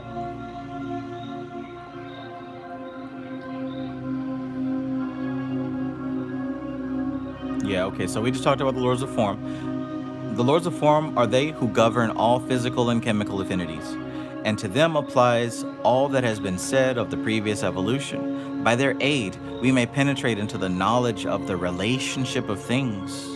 By their aid, we may penetrate into the knowledge of the relationship of things. Very important, for form is but a coordinated relationship. The interaction between the lords of flame and the lords of form is very important, for the lords of flame are the givers of life, and the lords of form are the merciful givers of death. It is the lords of form that we learn the laws of death, the laws of escape and freedom. The more you learn about who you are and what you are, right? The more you learn about that, the less you become afraid of death. The less you become afraid of death, and the more you welcome death. And I don't mean running out in the middle of the street trying to die. I mean, you're not afraid of it. The only thing you might be afraid of maybe is pain. Like, nobody wants to feel pain. Oh, it hurts. Nobody wants that. But as far as death is concerned, what are you clinging on to? What are you clinging on to? Oh, no, please. I got to pay my taxes next year. I didn't fill out my tax return. Right? What are you clinging on to? Please, I still got 3 more rolls of Charmin I got to finish using. Right? When you start learning who and what you are, you'll find that you're attached to a animal. You're attached to a beast that you're barely in control of. Right? You are not the beast. The beast must die. It must one day. Did you figure out who you were before that happens, though? Because if you don't, you're going to find another beast baby to latch onto and come back and try it again. Try this exercise here. Think about yourself and think about how you feel. And when you talk to yourself about how you feel, don't say, I am angry. Think of it in terms of this body is feeling anger, right? Think about it in terms of this body has to piss. Think about it in terms of this body is now hungry, or this body is craving some nicotine. Think about it in that way, and you'll start to realize, maybe this individual that is thinking is something above and beyond these eyes, these ears, this nose, this mouth. Maybe. And I get it, right? Pain, okay, nobody wants to get cut, nobody wants to get shot, nobody wants to burn, like nobody wants to feel that pain. I get it. But once that's out of the way, what are we really afraid of when it comes to death? What are we really afraid of? Death is mercy. Death is mercy. What do you have here that is worth coming back for? You got some more bioengineered food that you got to eat? You got some more crusty, dusty, funky person to lay up with? You already done did it. It's the same equipment, same experiences. Ain't nothing new. You want to make another dollar? You want to spend another dollar? That all belongs to the beast. It's doing its thing. All right. The lords of form are the merciful givers of death. It is from the lords of form that we learn the laws of death, the laws of escape and freedom.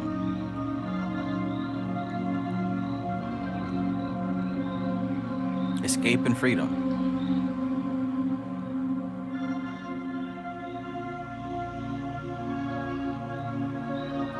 Stuff Dog says most of the time it's a beast of burden too. Yes, it is a beast of burden, and look at how much work. First of all, how much work it is. Like when you're untamed, when you're a wild ass animal out here, like most folks, unstable. When you're a wild beast, look at how much effort it takes to clean up after yourself when you inevitably cause harm. to yourself or to others. Look at how much work it is and how many years it takes cleaning up and the guilt and all this other stuff. And then once you do become awakened and aware of what you are, or what this body is and what this experience is, when you become aware of that, now how much effort does it take to resist the beast and tame it into something sophisticated and civilized? How much work is that, right? Imagine what you could do with your energy if you did not have to deal with this monkey.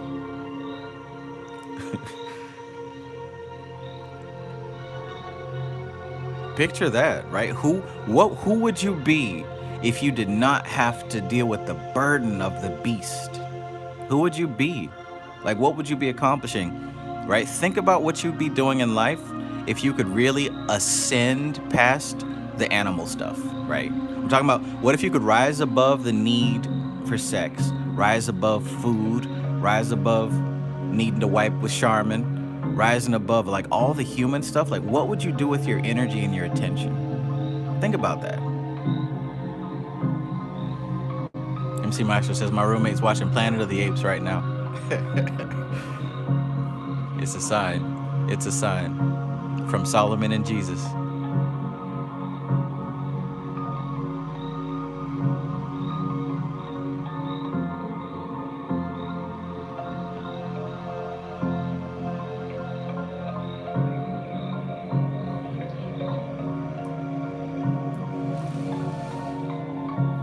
I wonder what you do. That's a hard question, right? Because the first thing that comes to mind is you do some more animal stuff. Like, oh man, once I get I be getting money, or I be getting, you know, sex, or I be getting this physical thing. Like, what if you could really ascend past the need for any of those creature comforts? Like, what would you do?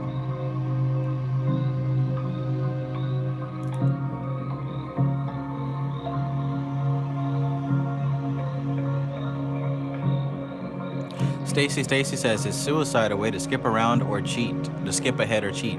Absolutely not. You didn't solve anything. Like, you're still gonna have what you had before you passed. And that's the whole point of what I'm saying. Like, how can you ascend past the animal and its feelings? How can you grow beyond that? What would it be like if you were to grow beyond that, is what I'm saying. So the whole point is non-attachment, right? The direction that you want to head towards is not having this experience cause you to attach so much and be affected so deeply.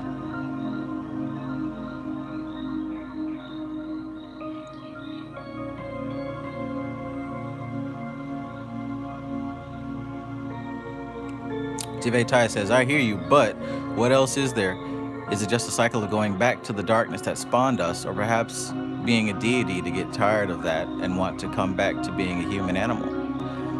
That's for you to figure out, right? I could tell you a bunch of stuff, but that's for you to figure out. If you can't see anything greater than human life, well, maybe there's more meditation to do. Maybe there's more study to do. Maybe there's more observation, more gratitude. What if it was, listen now, what if it was just going back to the darkness that spawned you, right? What if it was that? If it was that, would you say, man, fuck it, I'm going back to being a human?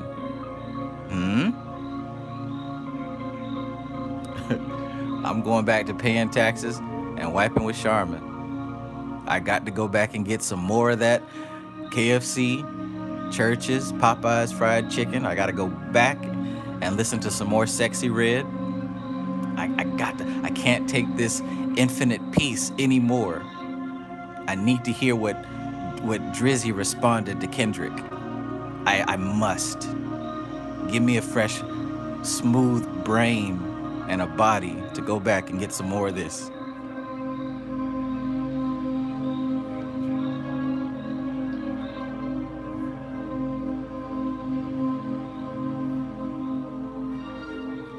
I didn't finish working at that job where they don't pay me nearly at all what I'm worth, and dealing with this dumbass boss.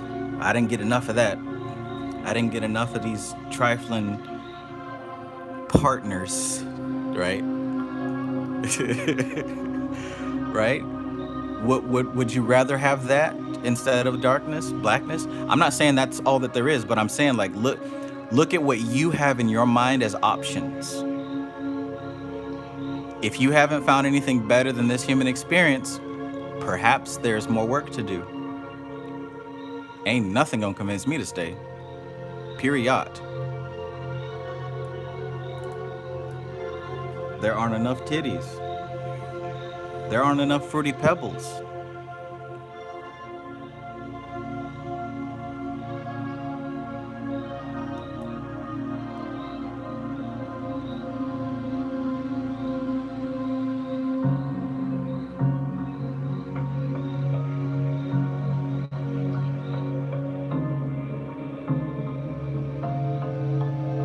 Now, I'll take more of those things for sure, but they not keeping me here.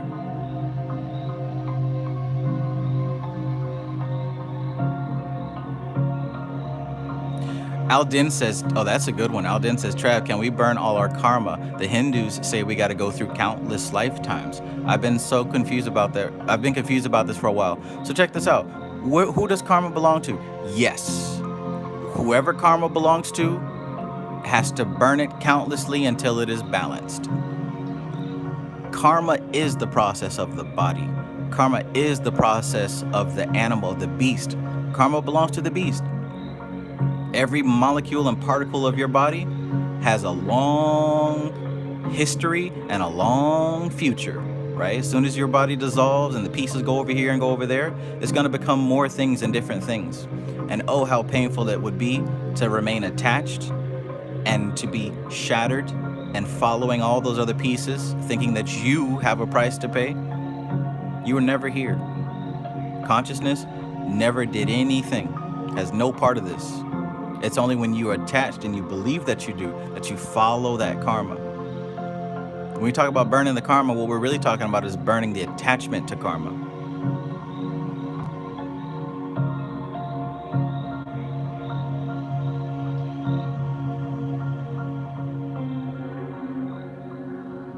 MC Meister says, land of fruity pebbles and titties. That sounds great.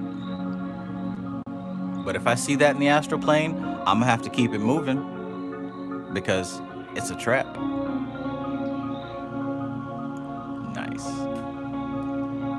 Stuff Dog says, I need another piece of evil ass. Evil.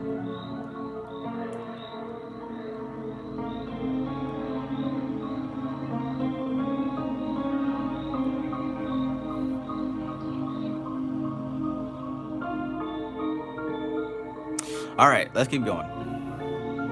Y'all got me talking about death and fruity pebbles and titties. JR says, does chanting burn the karma? Well, remember what I said. When we talk about burning karma, what we're really talking about is burning your attachment to karma. So the answer is yes. Yes. Now, it does depend on what mantras you're doing. Some are better at helping you to burn your attachment than others.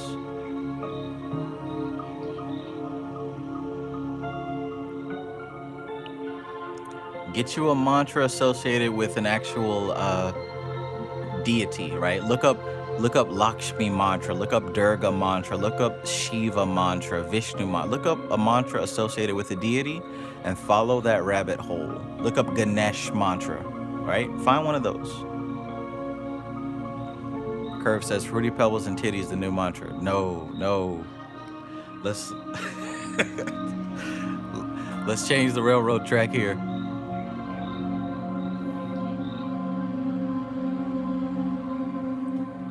All right. It is from the lords of form that we learn the laws of death, the laws of escape and freedom. You gotta think about what's being escaped and what's being freed. The body is not going to escape. It belongs here. The body's not going to be free. It belongs here. So what is escaping and what is becoming free?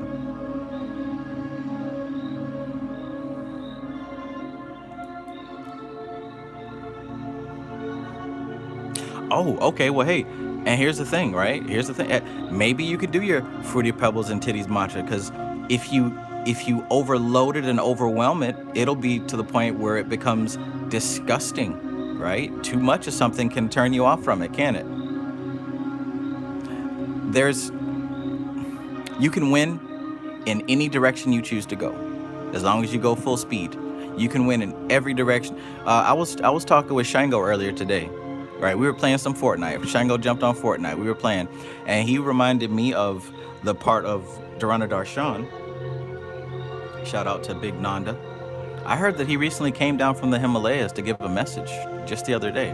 But anyways, he was talking about how in the book Durana Darshan, the rich dude came to meditate and he couldn't focus because he was iced out, right? He had all this gold and jewelry, and he's like, hey, I can't meditate because I'm shining too hard. I'm twinkling and glistening, right? And the good Swami said, well, why don't you focus on your jewelry? And the man was like, oh, shit. And he meditated on his jewelry. He focused on the gold. He focused on where it came from, right? How the dichotomy between it just being a rock versus being something he paid a lot of money for, and realizing the only difference was his illusionary view of it.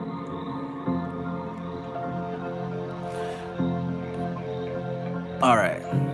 To master the forces of the Lords of Flame, we invoke the powers of the Lords of Form. To master the powers of the Lords of Form, we invoke the powers of the Lords of Mind. The Lords of Form are the laws of friction. They enable force to function by confining it. The Lords of Form are the laws of friction. They enable force to function by confining it, but by friction they disperse it. Therefore are the Lords of Form the Lords of Death, for they bring all things living to an end, and all things kinetic, there's that word again, right, to a standstill. But they make actual that which is potential. They are the educators. Discipline is theirs, though punishment rests with the Lords of Mind. The elementals of the Lords of Form determine the nature of all chemical elements, combinations, and reactions. The Lords of Flame are the laws of physics. The Lords of Form are the laws of chemistry. The Lords of Mind are the laws of biology.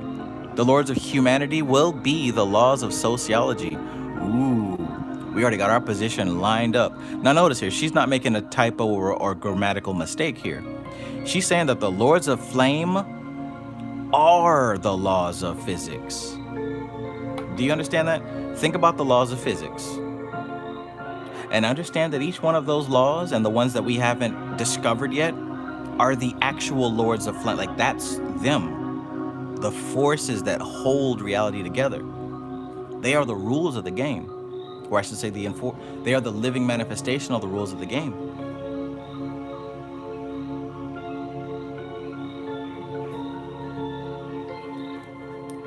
Now, if you're somebody who's been a part of my book studies for years, this concept should not sound foreign. Because in the forbidden book that had to be taken down from my YouTube, he discussed this very same thing. Do you guys remember the Ladder of Lights, when he described the angels, the archangels? And they sound more like forces of reality than beautiful androgynous beings with wings. They sound more like forces of reality. Y'all remember that? So look at what she's saying here. She said that the Lords of Flame are the laws of physics. The Lords of Form that we've been talking about, right? The same Lords of Form, right, that give us freedom. The laws of escape and freedom from death, right? Remember the Lords of Flame that we talked about earlier? The archangels? See, you were thinking of people with wings. Or people with robes on, right? The lords of this, that. No. This goes beyond what you see on the movies. The Lords of Form are the laws of chemistry. That's why they dissolve the body and free you, right? The Lords of Mind, these are the laws of biology. Now check this out. The Lords of Humanity They're not fully, they haven't fully ascended to their throne yet, but the lords of humanity will be the laws of sociology. All this NLP stuff that we're learning, all this mind magic and shadow work and all this good stuff.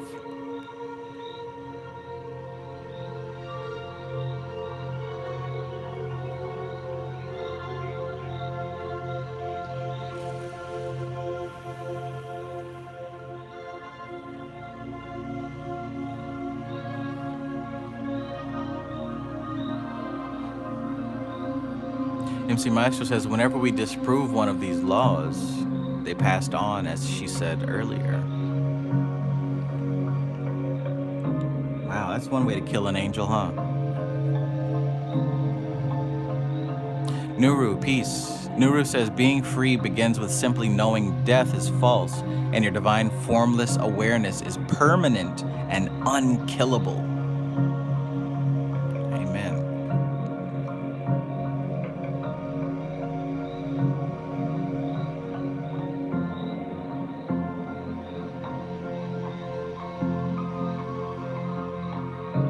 Animal says, flame equals energy. Laws of energy is the laws of physics. 100%. I had a feeling. Excellent. Excellent. Now, in considering the question of other evolutions occupying the same planet, she didn't say plane, she just went on and said planet. It must not be forgotten that if consciousness be raised above the physical plane to function in another state, it is thereby lifted from the sphere of the earth and comes under the regency of the planetary spirit, corresponding to the plane on which it functions. Okay, so if our consciousness rises above the physical plane, this is how you travel to other planets, right? You can't afford a spaceship or a Hollywood set or CGI graphics like that. But what you can do is raise your consciousness. That's how it's always been done. Are they really up in the Himalayas? Look at what she says here. In considering the question of other evolutions occupying the same planet, it must not be forgotten that if consciousness be raised above the physical plane to function in another state, it is thereby lifted from the sphere of the earth and comes under the regency of the planetary spirit corresponding to the plane on which it functions. This is a matter to be remembered in casting a horoscope of physics.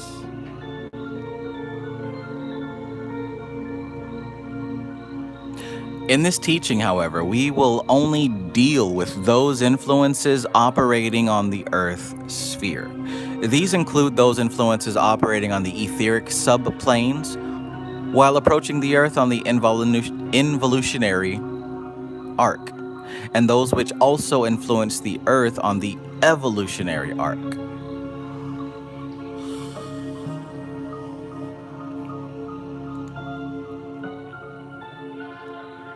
In the ordinary way, for the creatures of an evolution to look back to the conditions of a phase which they have outgrown is retrogression, and to be deprecated.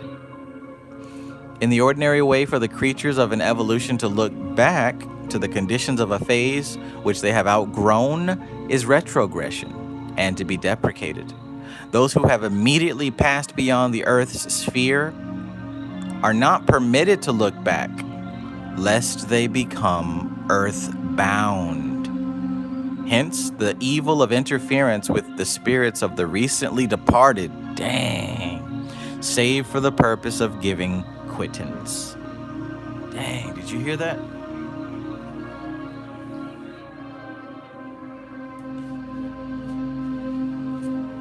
Now see, this is the beauty of being a book nerd like myself. And I've dragged a lot of you along with me in this book nerd shit, right? Look at what she said here, right? In the ordinary way, for the creatures of an evolution to look back to the conditions of a phase which they have outgrown is retrogression, and to be deprecated.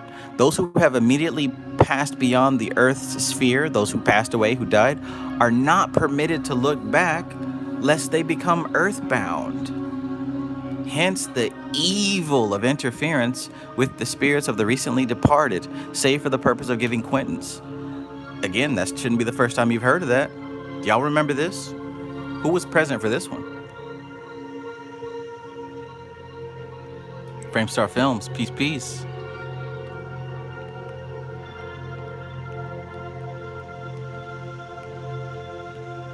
Y'all remember when she talked about that in this book?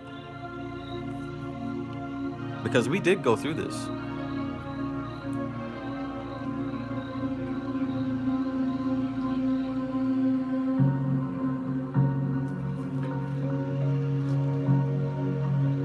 Ooh, and I just turned right to the page. Look at that. Contact with the non-physical states of existence has a peculiar effect on the living, tending to draw them away from the plane of objective life and to discordant consciousness. Oops, nope.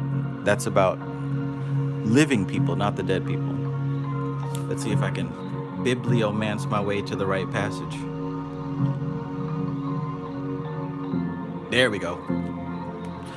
We should always bear in mind, however, that the help we give to the dead should be directed towards helping them to make the transition to their new life, not towards maintaining them in an intermediate state, which may lead to their acquiring of the habit of death in life and so becoming earthbound. There's a great difference between mental rapport and etheric rapport. You don't want etheric rapport. Maybe you have this book, and if you do, I hope you made some highlights. It's a real thin one. Maybe check that out. Richard Tracy, peace, peace.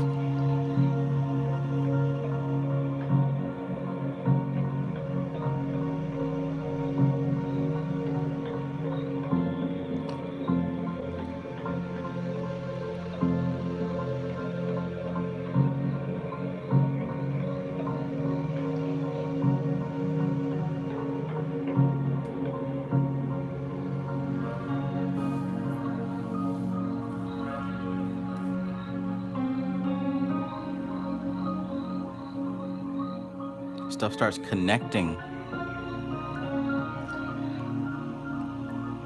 when you expand your library of correspondences. So there exists, however, a peculiar modification of evolution whose effects are known to you under the general term of the work of the Great White Lodge. In the ordinary course of evolution, the wood grows with the growth of the trees. That is to say that the perfecting of the individual souls perfect the group life. But with the coming in of self-consciousness comes a modification of group life, and certain souls choose the path of the Redeemer rather than the path of redemption. They elect to forego the fruits of their efforts, and their good karma is added to the racial karma for its modification.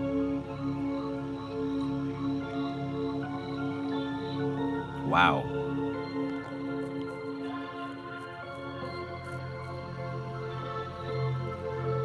These ascended masters have been coming through so heavy lately. It's kind of scary, really.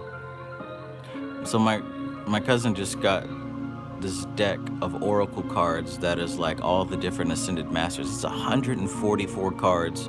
Each one of them has a picture of an ascended master on them. I mentioned about being psychic, right? And like how you should be developing psychic abilities if you're doing this work. Like it just happens. So I can tell whenever he comes home. And I knew he was here.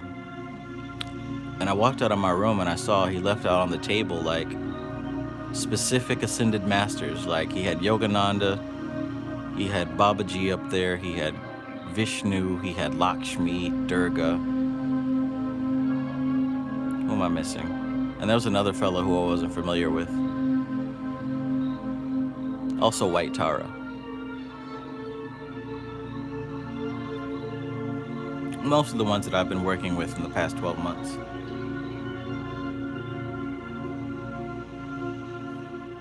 MC Maestro says Rasputin and William the Conqueror have been hovering around me lately. I wonder if they're in that deck.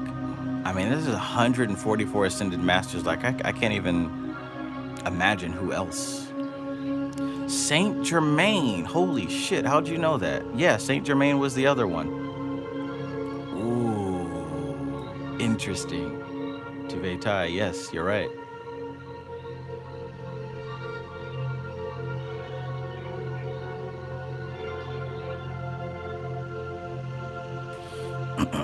The Digital Alchemist says, "What's the name of the deck?"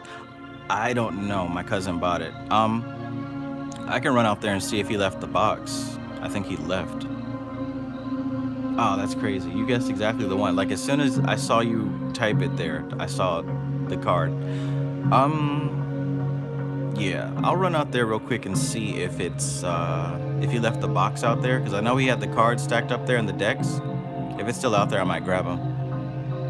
Stuff Dog says, "I'm reading about Saint Germain now. This shit is crazy." Yeah, man. Yeah. This is just how it is. I'm telling you, if you're doing your work, you should be developing psychic ability, even if it's just a little bit. Like, you should be. If you're doing the work, it's a natural byproduct. Psychic ability is a natural byproduct, right? That doesn't mean you go on TV and you start contacting the dead on Oprah or some crazy Hollywood stuff like that. What it means is you start to become more and more sensitive to your environment, right? More and more sensitive.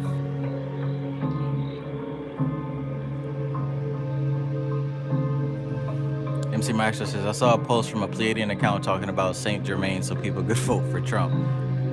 Look at how they take something and just make it with their own agenda. Alora says, "I passed a Saint Germain statue on my dog walk today." Looks like he's calling out to be studied, to get some attention here. Tivetai says, "Synchronicity. I just listened to an audiobook earlier today about that dude." Man. All right, so check this out. My coffee mug is empty, so I'm gonna go get some more. I'm gonna take a look on the table and see if that deck is still there. I'll bring it in and show you if it is. But quick break. Quick break.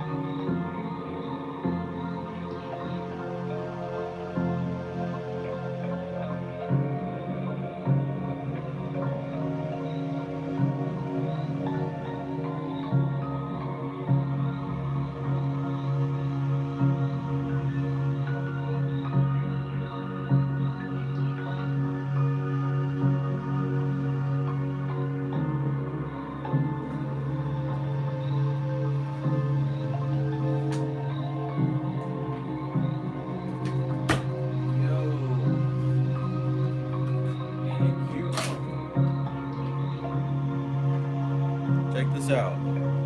You see that?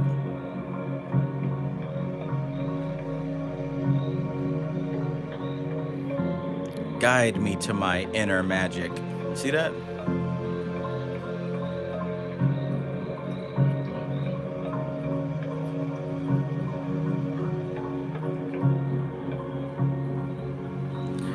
Hey, but you know what?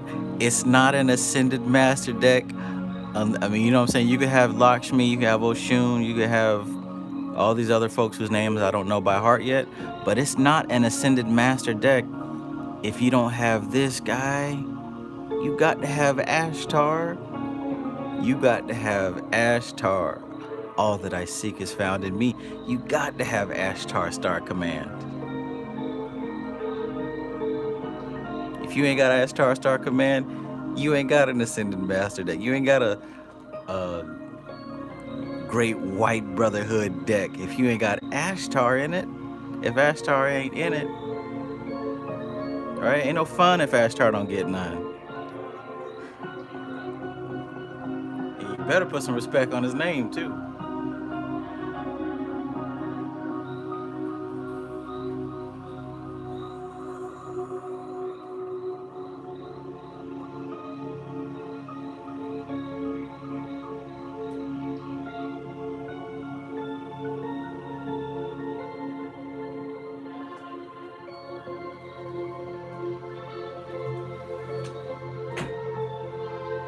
You better put some respect on his name.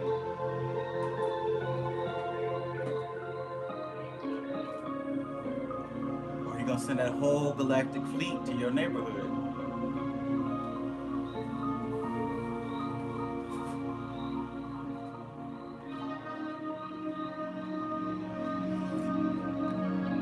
And you don't want that. I got the power. Yeah, yeah.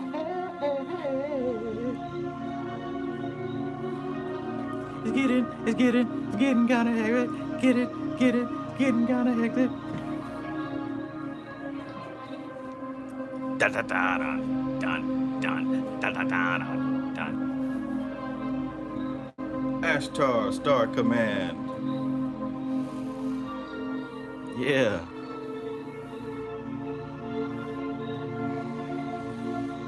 But he didn't leave the box out, so I didn't see which one, what that deck is called.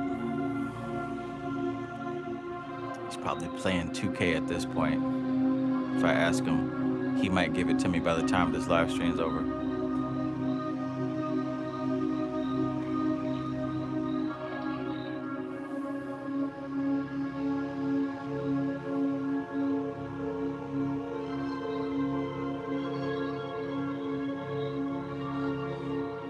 All right, so we on chapter 24. 24.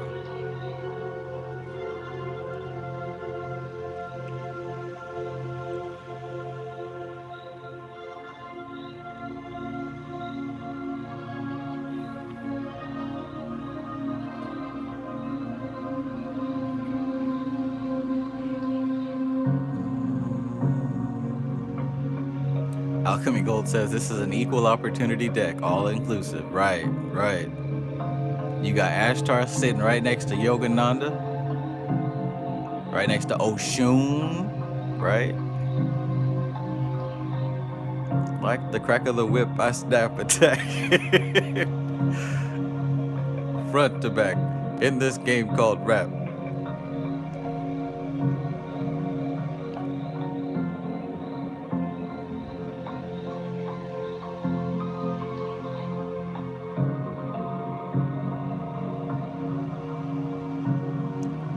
My fleet will attack, and you don't want that.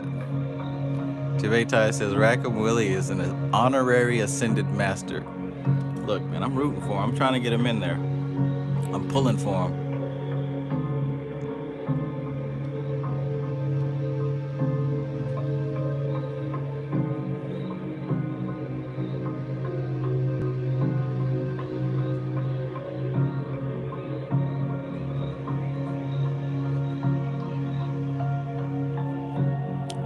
Shakery says, what's the name of the music, please?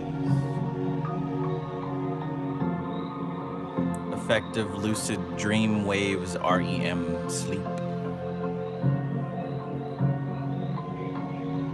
Hakeem Lamidi says, I'm looking at those cards right now. All right, well, hell, if you find them, post the link.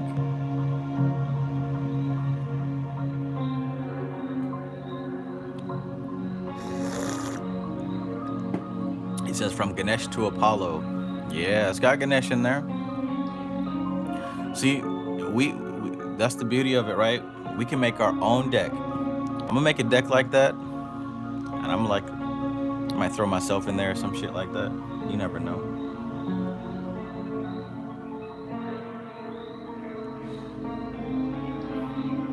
All right, let's keep going.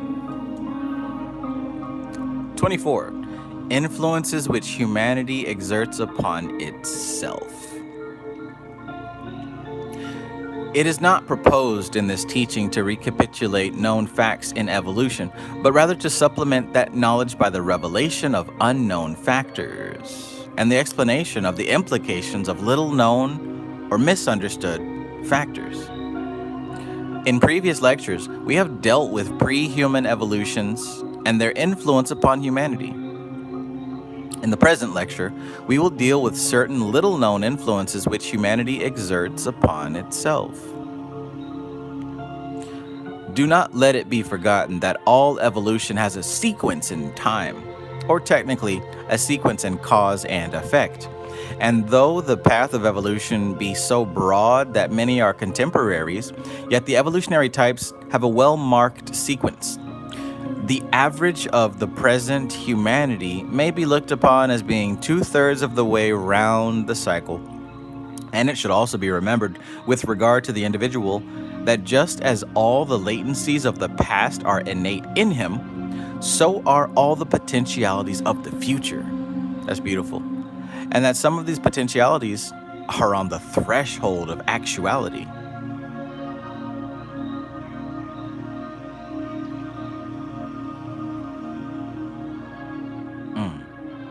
I like that. I like that. It should also be remembered with regard to the individual, that's you, right? That just as all latencies of the past are innate within you, so are all the potentialities of the future. And some of these potentialities are on the threshold of actuality. Can you feel the potentiality on the threshold of actuality for you? Can you feel it on the verge, just waiting to pop out, spring forth? Some of you who are sensitive may have felt that another shift has already taken place. These things are happening back to back. This most recent shift feels a whole lot like going back to a simpler time. Maybe a year ago, maybe a couple months ago, but this recent shift feels like something familiar.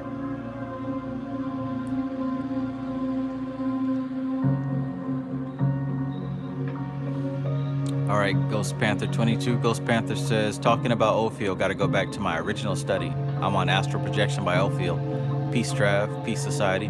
I'll catch up one day. Peace. Remember the story that you're telling yourself. Rafsophames. Peace, peace. Rafsophames says, card 16, Trav the Magus. This card warns you that ain't no demiurge, ain't no demons, ain't no melanin. Aliens gonna drain your soul. Period I, period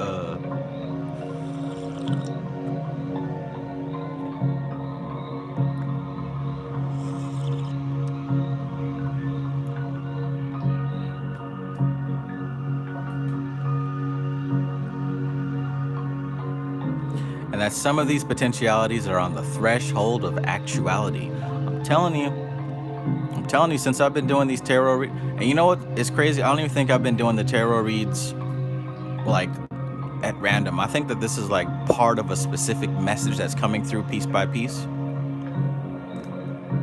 It's getting good. It's getting good. Alchemy Gold says, feels like the day before Christmas. Yeah. Yeah, I feel it. I feel it. These random waves of like super just grateful and positive and full of energy, like that's starting to come back to me more and more.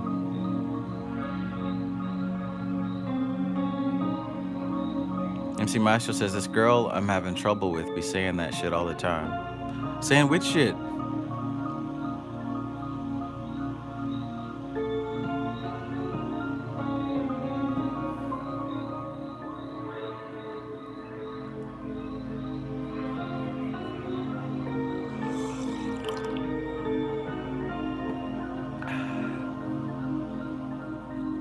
Hey, those of you out there with ears to hear what I'm saying, be very mindful of what you're putting in and on your body. Try your best to be as natural as possible, right? Try to make sure that it's coming out of the earth. Because if it's made in a factory, chances are it's leaving something in you, right? And the body is resilient. However, there are some things that it may have trouble with filtering out. So just be aware, that's all I'm saying. Be very aware of what you drink, what you eat, what you moisturize, what you put on your skin, what you bathe with. Be mindful of what you put on your body and in your body. Try to make sure, to your best ability, that you're working with things that grow out of the earth, because they are very sympathetic with how your body is designed. I understand if you don't have the power to do so and like it's beyond your capability, but if you do have a choice, choose the best for yourself.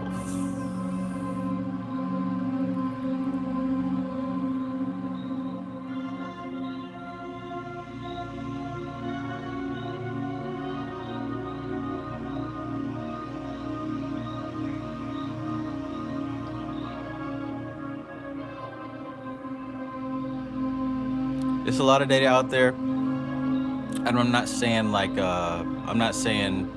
watch all these TikToks about how everything's bad for you. Oh, this water is microplastics, and oh, this has that, and if you do eat this, then you're gonna die. I'm not saying all that shit.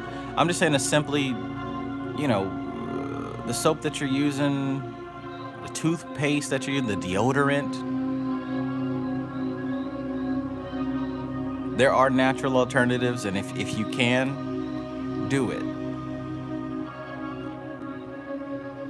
Because yes, what I said about death earlier, that's very true. When it's time to go, it's time to go. I'm not clinging and squeezing onto nothing. However, while I'm here, right, I want to make sure I got the best equipment, the peak top quality equipment that I'm working with, right? While I'm here. I don't want to be dragging on with no, you know what I'm saying, complications.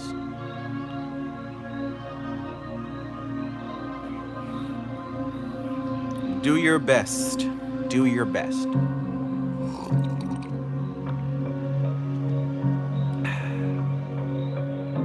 Oliver M says, is that satanic?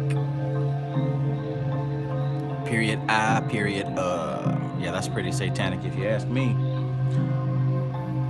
All right, so the full range of the possibilities of human evolution thus falls into three sections: the latencies, the actualities, the potentialities, past, present, future. The doctrine of the group soul is closely interwoven with that of the planetary spirit, for, as has been shown, the planetary spirit is the personality of the planet, built up out of its experiences derived from the consciousness functioning within its sphere. Ooh. So you're saying that the ego of the planet is built out of and created from all of our collective experiences? The collective unconscious is actually the ego of the planet? Interesting. I wonder what's going on with our planet right now. And don't make a snap judgment either, because keep in mind, if you're American, right, if you live in the US, you understand that we are masters of propaganda. Unless you're somebody that travels the world or knows somebody overseas or whatever, everything on your TV screen and on your phone may not be the entire truth. And nobody gets on that television at all without attempting to influence you, without attempting to influence you to believe something, right? You're not allowed to get on that TV screen unless you have an agenda, right? So I wonder if what we're seeing is the full truth. I wonder if what the voice of the planet is actually saying to us.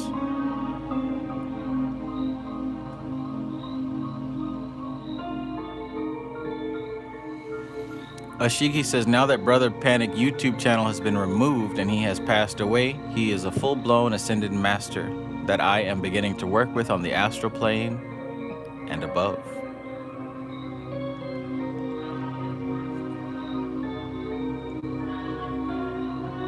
Shoot. I'm not gonna work with Panic. I'm gonna let that man be.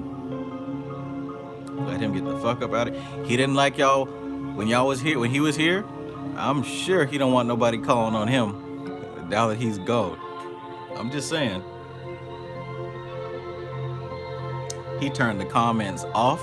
He took the pictures down, the videos down. I don't know about that one. He might not want that. I mean, if he comes to me in a dream or something like that, that's cool. But I don't know, I work with somebody else. But you know, if you're getting results with that, my friend, go ahead and do it. Go ahead and do it. But he ain't want nothing to do with y'all while he was here.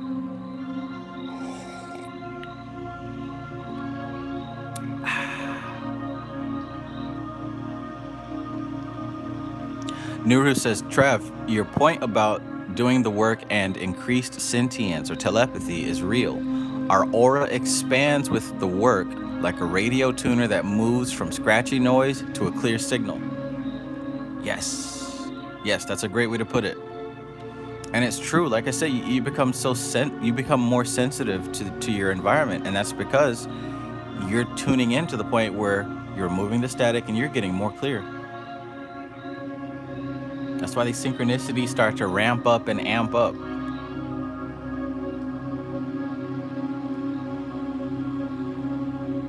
My Gnosis says he definitely told us to leave him alone.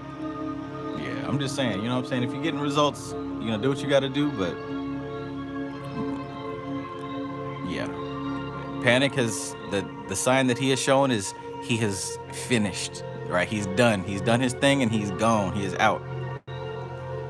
No need to grasp and cling. What you learned from him is what you learned. Keep it moving. Aldin says, Trav, very random question. For the scented oils you use, do you use a candle or is it electric? Been digging oil over incense lately. Just curious. I use a candle. I have a burner, you know, a black ceramic. I bought this thing, I want to say in 2019, man. This thing holds up so well. It came in a pack of 2. Yeah, but I have this. I put the oil in there, put a candle in here, let it burn. Let it burn.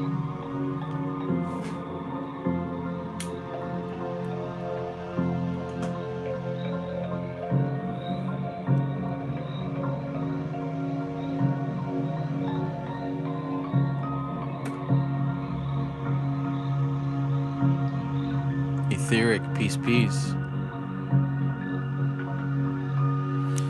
All right, so this group soul is closely interwoven with that of the planetary spirit. As has been shown, the planetary spirit is the personality of the planet, built up out of its experiences derived from the consciousness functioning within its sphere. No consideration of group or individual psychology can be adequate unless allowance be made for the influence of the planetary spirit. This is sometimes referred to as the Earth's pull.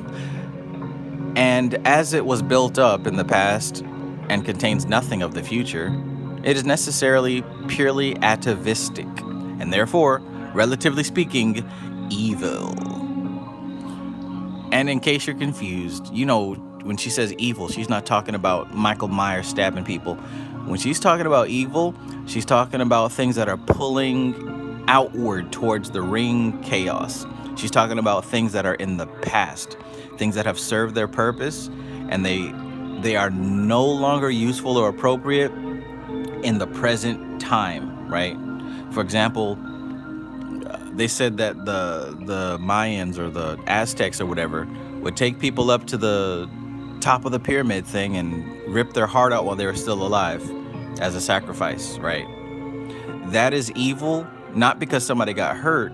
That's evil because it's not useful or appropriate right now in today's world, right? So things that, you know, there was the Wild Wild West where you could have a little standoff shootout in the middle of the street where you counted down to 10 and then you grab your gun and whoever got to it first was the quick draw McGraw. That's evil because that doesn't fit in today's age. I mean, people do similar things, but hell, it's changed, right? It's different. You don't become the sheriff just because the old sheriff died and you want to keep this town safe from the vagabonds. That's evil because it's out of place and it's out of time. So what she said, when she says atavistic, do you know what that word means, atavistic? We're talking about tapping into something primal, something that used to be the way, right? So she's talking about the planetary spirit, and this is sometimes referred to as the Earth's pull. And as it was built up in the past and contains nothing of the future, it is necessarily purely atavistic, and therefore, relatively speaking, evil. In contradistinction to the planetary spirit, it must not be forgotten that there is the planetary entity. Remember she talked about that planetary entity is the physical aspect and the spirit is the subtle aspect. We got the sun, we got the earth and the moon. So this is the logoidal realization of the existence of a planetary sphere and the logoidal concept of its mission and evolution. This corresponds to the individuality and development of both aspects takes place till they meet.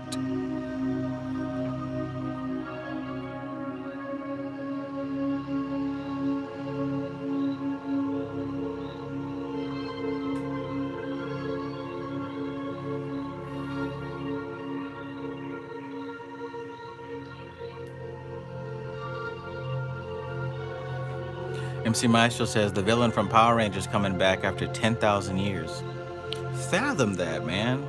After 10,000 years, I'm free. It's time to conquer Earth.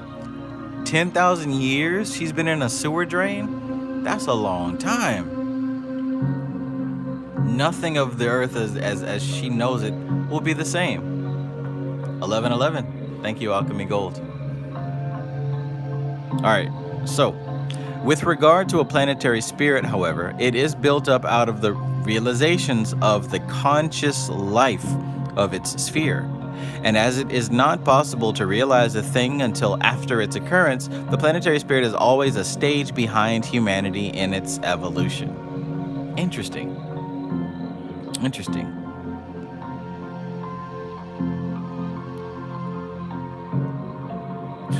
I'll read that again. With regard to the planetary spirit, however, it is built up out of the realizations of the conscious life of its sphere. And as it is not possible to realize a thing until after its occurrence, the planetary spirit is always a stage behind humanity in its evolution. So look, even Mother Earth is waiting on you. Even the planetary spirit. That's why when she said earlier, it's the inhabitants on the planet that direct its flow. Because she's waiting on you. It's waiting on you. It will be seen that each phase of experience of a developing humanity lays down a corresponding level of planetary consciousness. This is a reflection or projection of evolutionary consciousness, and like all reflections, is reversed. So So the lowest aspect appears on the surface, and the highest is concealed in its depths. This is borne out by experience. For when we touch the earth soul, we touch its most primitive aspects first, and it is not until we have penetrated deeply into its sphere that we realize what it is capable of. Misfortune. Language.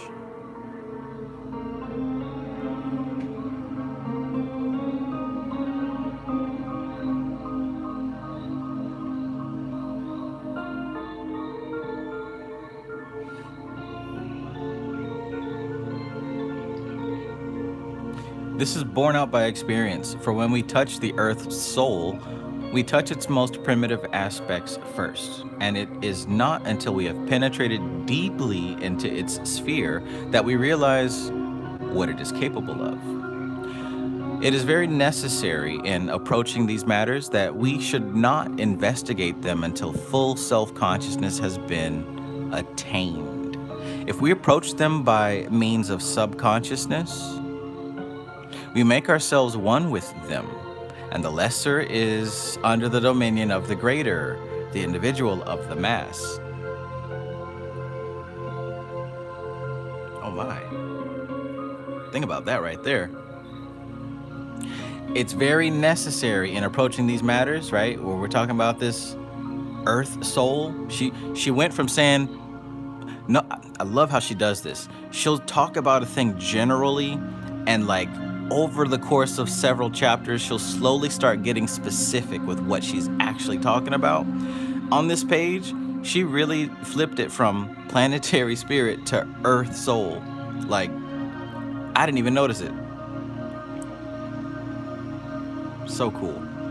Maybe it was the innuendos that kind of keep us from, you know what I'm saying, noticing when she does that flip. But look, it is very necessary in approaching these matters that we should not investigate them until what?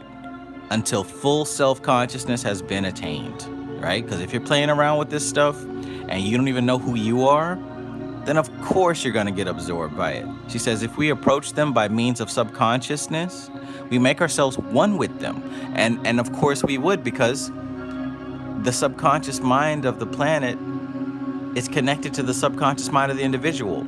The subconscious mind of the planet is like the palm of a hand, and your subconscious mind is like one of the fingers, and at the very tip is you. So if you still see yourself as part of that hand and not an individual,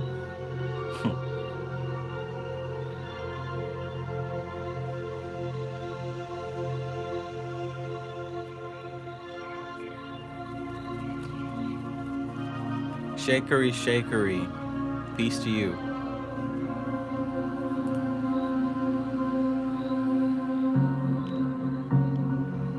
Somebody come get her.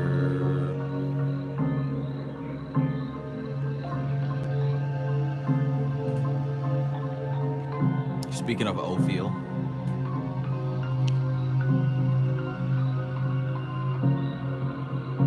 if we approach them by means of subconsciousness, we make ourselves one with them, and the lesser is under the dominion of the greater, the individual of the mass. The planetary spirit may be conceived of as the mass karma of the earth. The planetary spirit may be conceived of as the mass karma of the earth, and all life on the earth must be lived in relation to that karma, for it makes the mental atmosphere in which we live and move and have our being. That's that Kabbalion talk right there.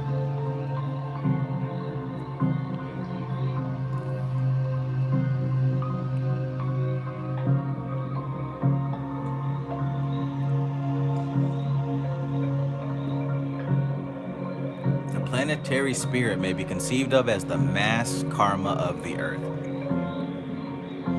In considering the horoscope, insufficient attention is usually given to the phases of the physical plane, to the changing tides of the earth and of the moon.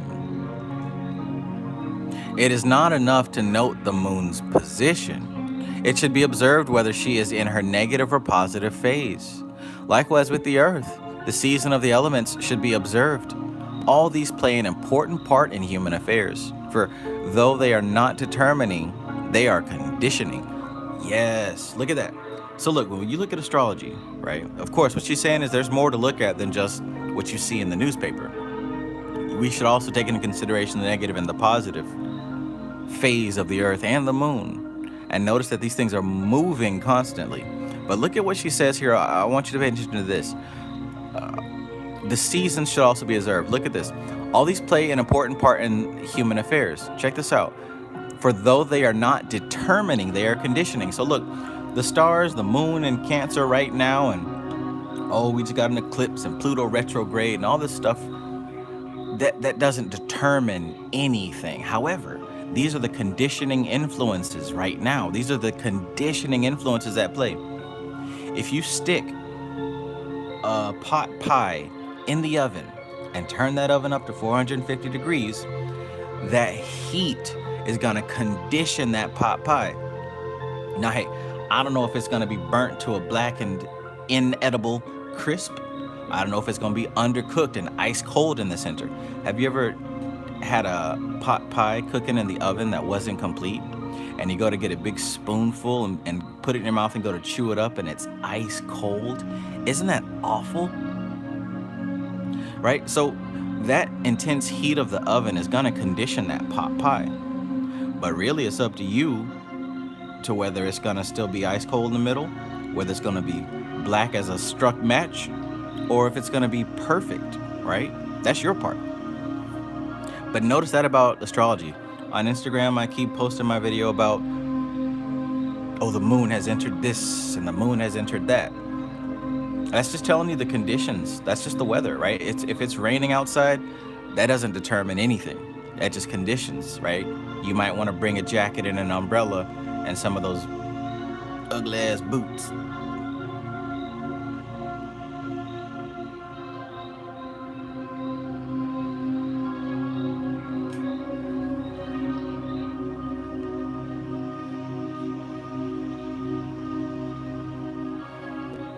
Yeah, I made a foul.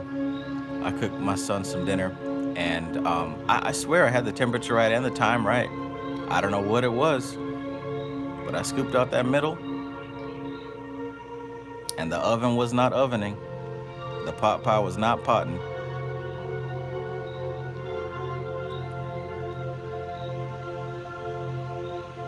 Alchemy Gold says my boots are cute. Well, you'll have to prove it. You'll have to show it to me. I need evidence.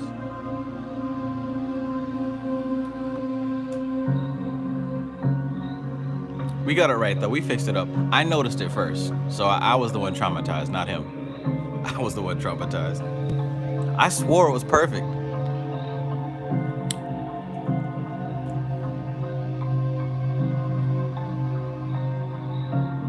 Alora says the Picatrix is the oldest astrology magic book in existence.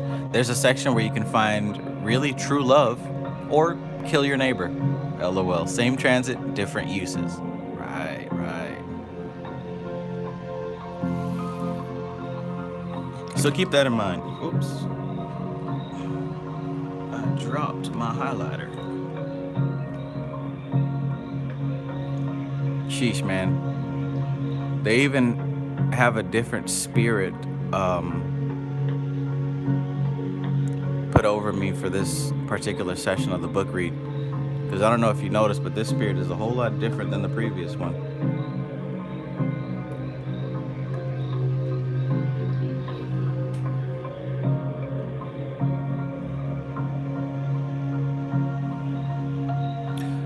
The past or biological consciousness, then, lives in the earth karma and also lives in each individual identity. And the reaction between the individual and collective atavistic strata are very important. Wherever the development of a particular aspect has had its seat or form, that aspect will dominate the atmosphere of the locality.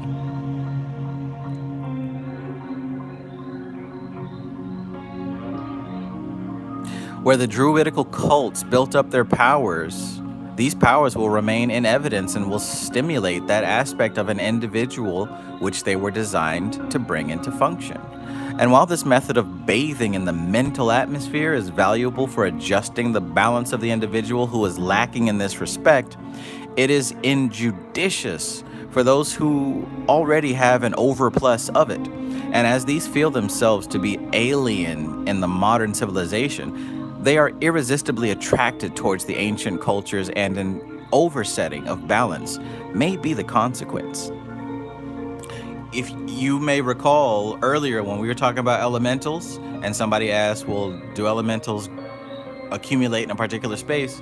And my answer was, whenever you do your rituals in a particular space, there's going to be a lot of elemental currents there. And that's what she's saying here, right? Aside from you being in the year 2024, doing your magic from YouTube, back then these people, they wore their robes and they lived their magic 24/7, right? And they didn't buy a crystal off of Amazon. They dug their crystals about the ground and stacked them up and made structures, and they did their rituals around those things for generations. So imagine the conditioned elementals in that space. Imagine that. And imagine them being so refined and so solid that they are still there. There's still places you can go. Hell, all over the world, right? I was going to say Europe. You can visit where Dion Fortune lived. You can visit where Crowley lived. You can still feel it, right? And hell, just here in America, don't we have monuments on these places? See, when I was a kid, I thought that it was the monument itself. I thought it was that big ass structure or carving of the golden arches or, Statue of Liberty. It's not the monument. The monument is there to signify the energy that is present, right? And if you know how to expand, you can tap into those sites just by looking at a picture and meditating on it, projecting yourself into the picture. You've heard me hint at this for the past couple of live streams.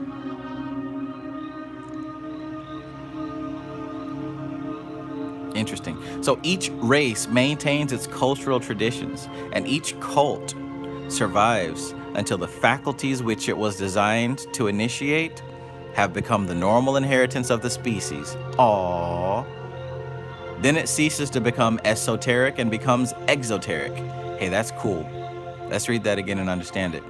Each race maintains its cultural traditions, and each cult survives until the faculties which it was designed to initiate have become the normal inheritance of the species.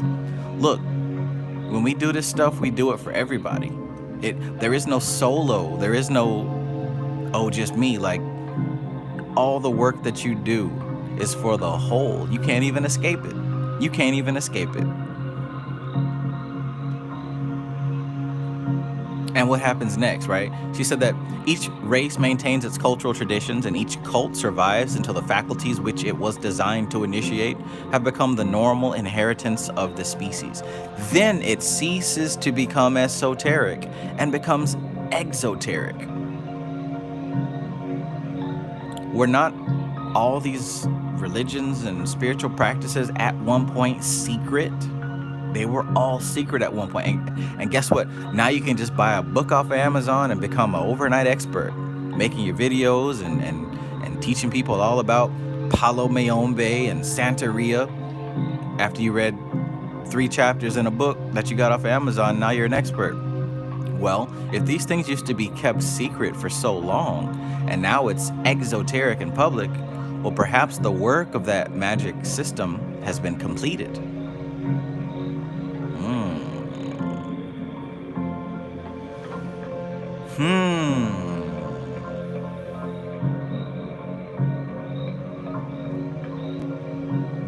That's really cool.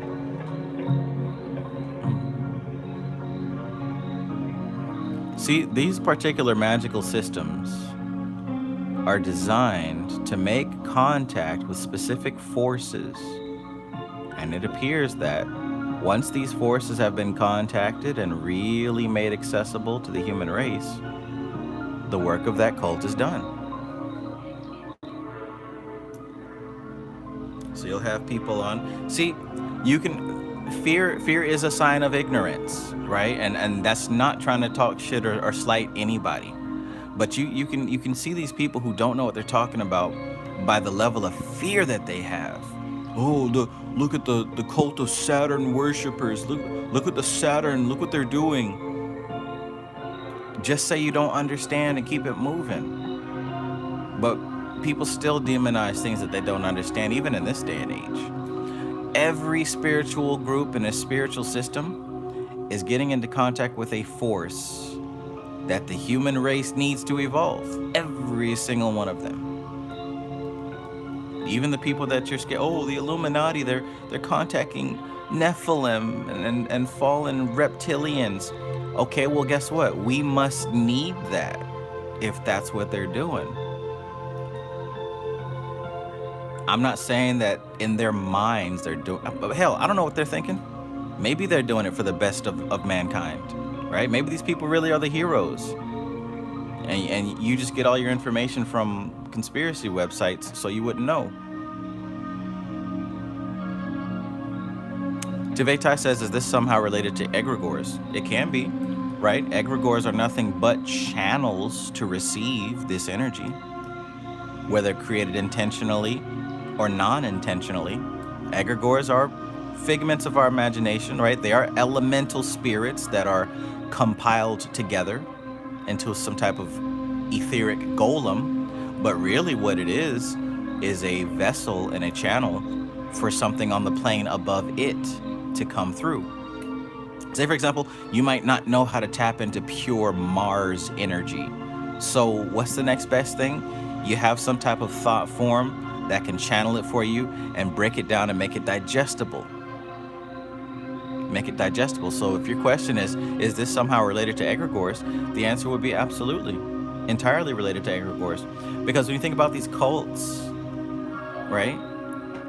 Well, they typically have some type of thought form that they are focused on and concentrated on. And it's that thought form that serves as a conduit, a vessel and a channel for some force that is above the both of them.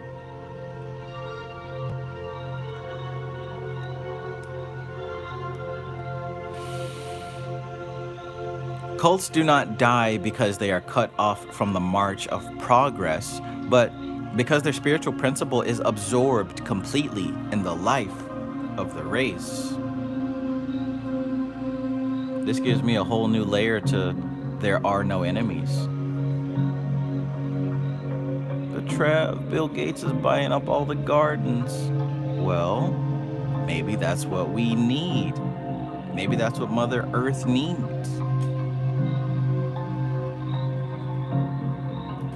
Putting barcodes on all the seeds and all the crops. Well, maybe it's that time.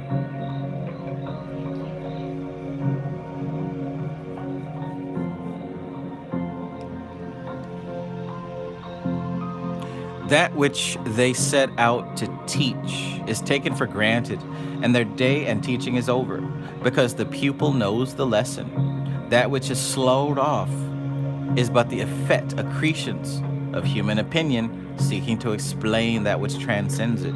But as long as there are souls that require the discipline, the cult lives on. By the way, oh no, Trav, they're taking away all of Bobby Hemmett's videos. They're taking off all of Brother Panic's videos. Maybe their work is done. Maybe Panic's message got to who it was supposed to get to, and it is no longer useful and appropriate to just be floating around on YouTube. Did you consider that? Maybe Panic's message got to the ones that it was supposed to get to, and now it is useful and appropriate to take it off the internet, because if it remains, now it's evil. You see how that works?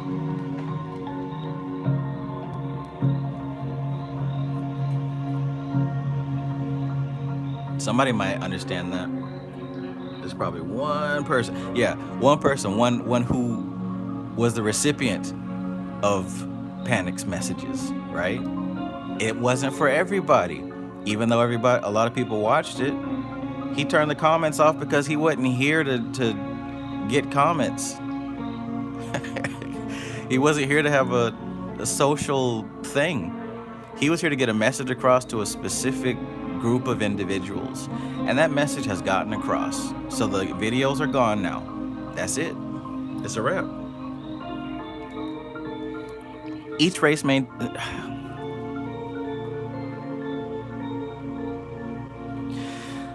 Each race maintains its cultural traditions, and each cult survives until the faculties which it was designed to initiate have become the normal inheritance of the species. Then it ceases to become esoteric and becomes exoteric. Cults do not die because they are cut off from the march of progress, but because their spiritual principle is absorbed completely in the life of the race. They did the work, and now the work is done. That which they set out to teach is taken for granted, and their day and teaching is over because the pupil knows the lesson, right?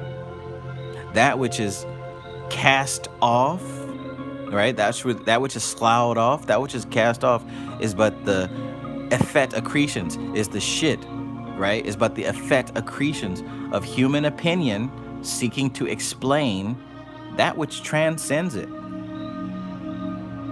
But as long as there are souls that require the discipline, the cult lives on. Remember in Star Wars, Yoda had to stay alive because he was the only one capable of teaching the ways of the Force, of the Jedi.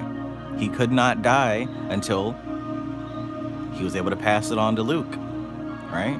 As long as there are souls that require discipline, the cult lives on.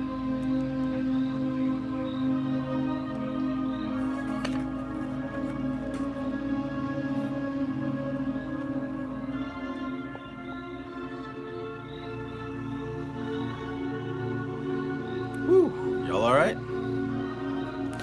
The cults of the past gain their power by contacting the strata of the earth soul to which their initiation belongs. Oh man, now this has really got me thinking about some stuff. Sheesh.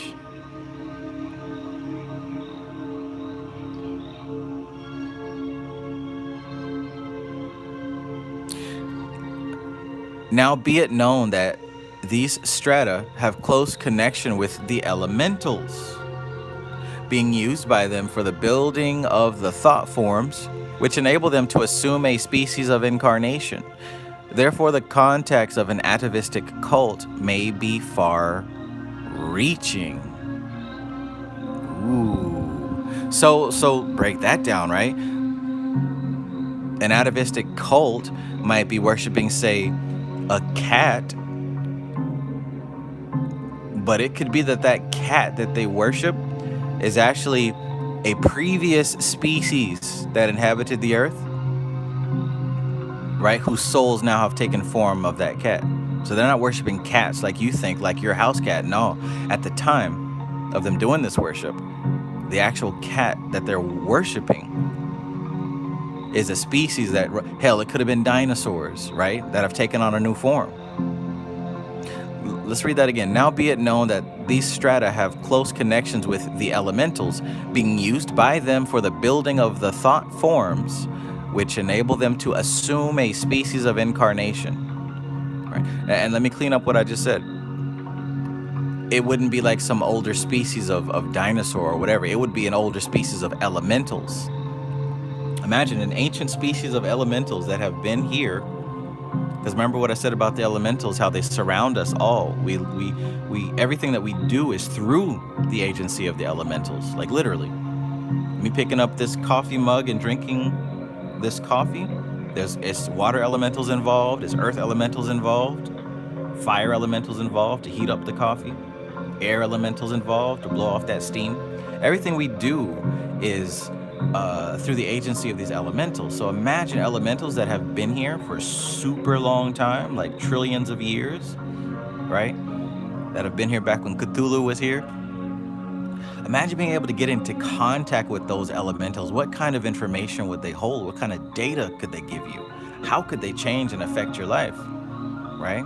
But you got to give them a form.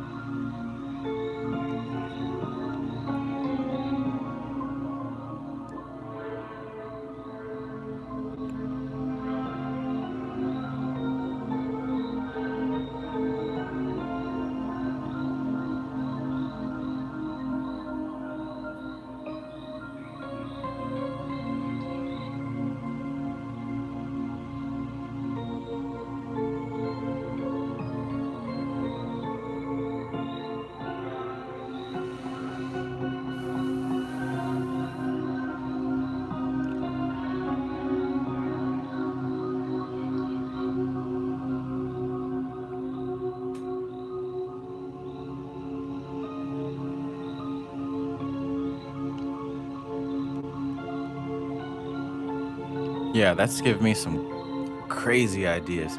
These things have their place in the armory of spiritual weapons, but are to be approached with caution, for they are two-edged.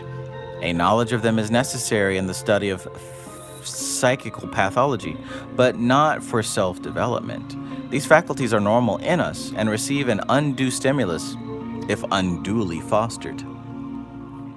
To each man his own master.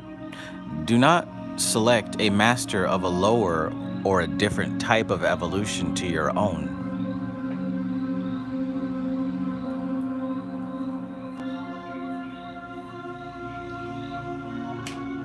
That sounds like some wise as hell advice.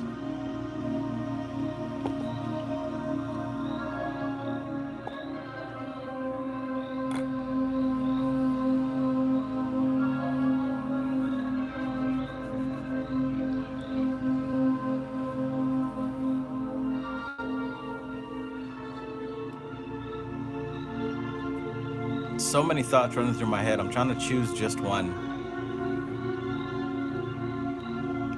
Oh my god.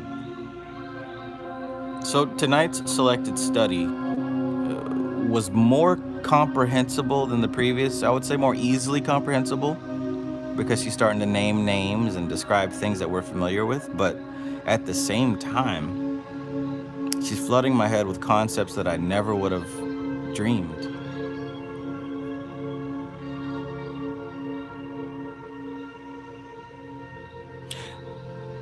The fact that there have been elementals here for extremely long periods of time. I mean, imagine, right? People have been creating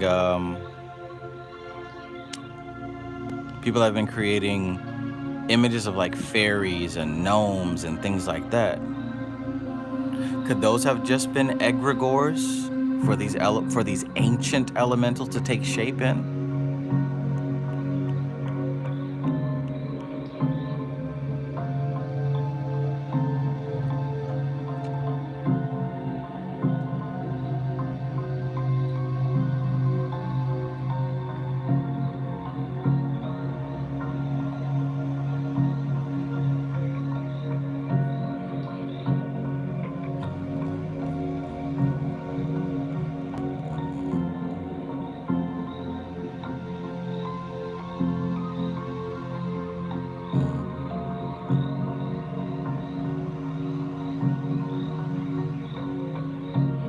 Jonathan Peterson says, read, facepalm, facepalm, facepalm, facepalm. I want you to sit there and acknowledge the fact that your commands to me are utterly powerless. In fact, it would have been better if you never typed into my chat. Because now you have to live with the fact that nothing you say can or will ever affect my life, and you probably don't even affect your own with your impotent commands.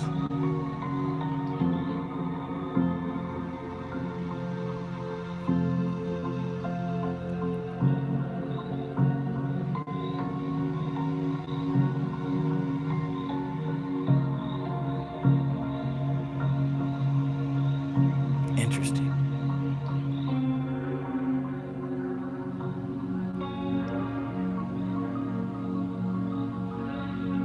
Okay, so that's that. Metaphysical Osama K, peace, peace. Metaphysical Osama K says, like a spider dissecting the mind is what she's doing. Right, right.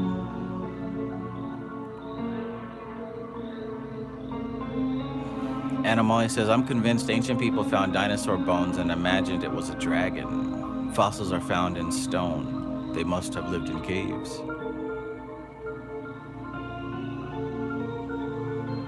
Giant sea creature bones, Cthulhu.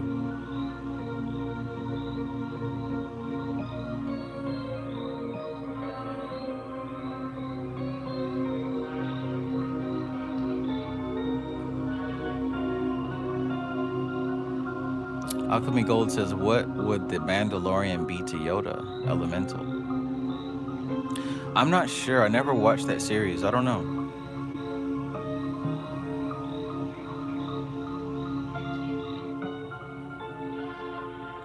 I don't know the relationship between the Mandalorian.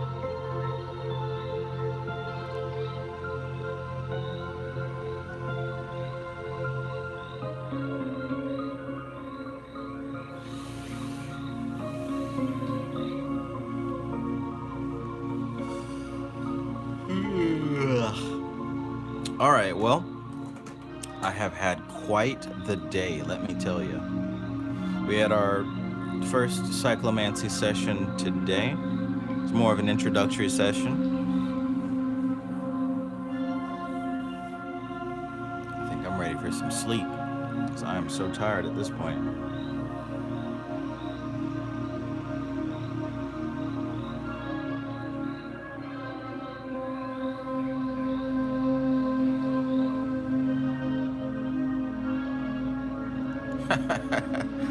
Oh my.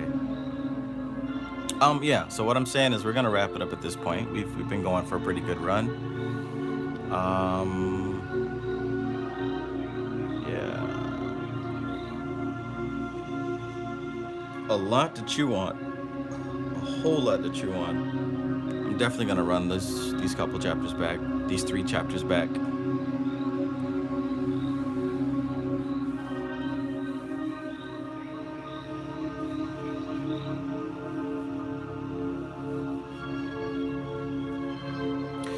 All right, so we're good. We're gonna kind of wrap it up here. I'll see y'all next time.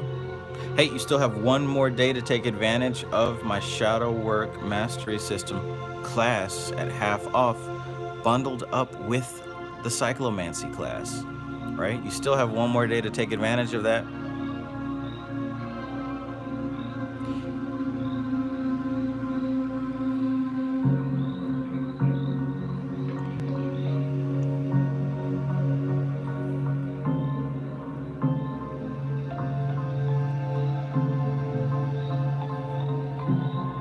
And today is Saturday, so Sunday, Monday, Tuesday, Wednesday. I guess the next time that you'll be seeing me is on the Tarot live stream. So I'm gonna get some rest, get back to work. Those of you who were present for the Cyclomancy class, if you wanted to access the replay, it has been posted. Absolutely. You can expect to be getting your workbook soon. Hopefully before next class session, but you know how shipping goes, 5 to 8 business days, that kind of thing. And yeah, we are out.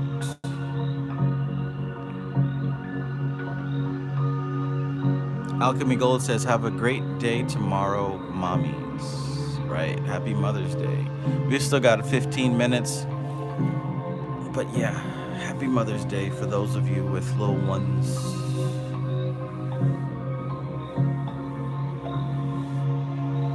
All right, y'all, stay active. Stay active in your work, right? Seek to understand, not to impress, not to get rid of it. Seek to understand what's going on, right? You're in this game, right? And the way to get better at the game is to practice perfectly, right? Perfect practice makes perfect. Because you can practice the wrong thing, or you can learn the patterns, right? Learn the patterns, learn the right patterns. Always question, not just everybody else and the system, question yourself. Because remember, you're here observing and witnessing this animal, this beast. You're witnessing this beast, right? So question yourself. Question where your beliefs come from. Are they still valid? Because beliefs can change over time, can't they? You might have been living in some environment that required you to believe a certain way, and you may have since left that environment, but did you leave those beliefs behind, right? You may have thoughts that seem to be keeping you in a negative state. Well, perhaps stand up, go outside, get some fresh air, and change your state. Your state has everything to do with your physiology, how you're standing and how you're breathing. Breathe deeply, right? These things work, and they have a definite change. If you're inconsistent and you're feeling lazy and you just can't do it, change your posture.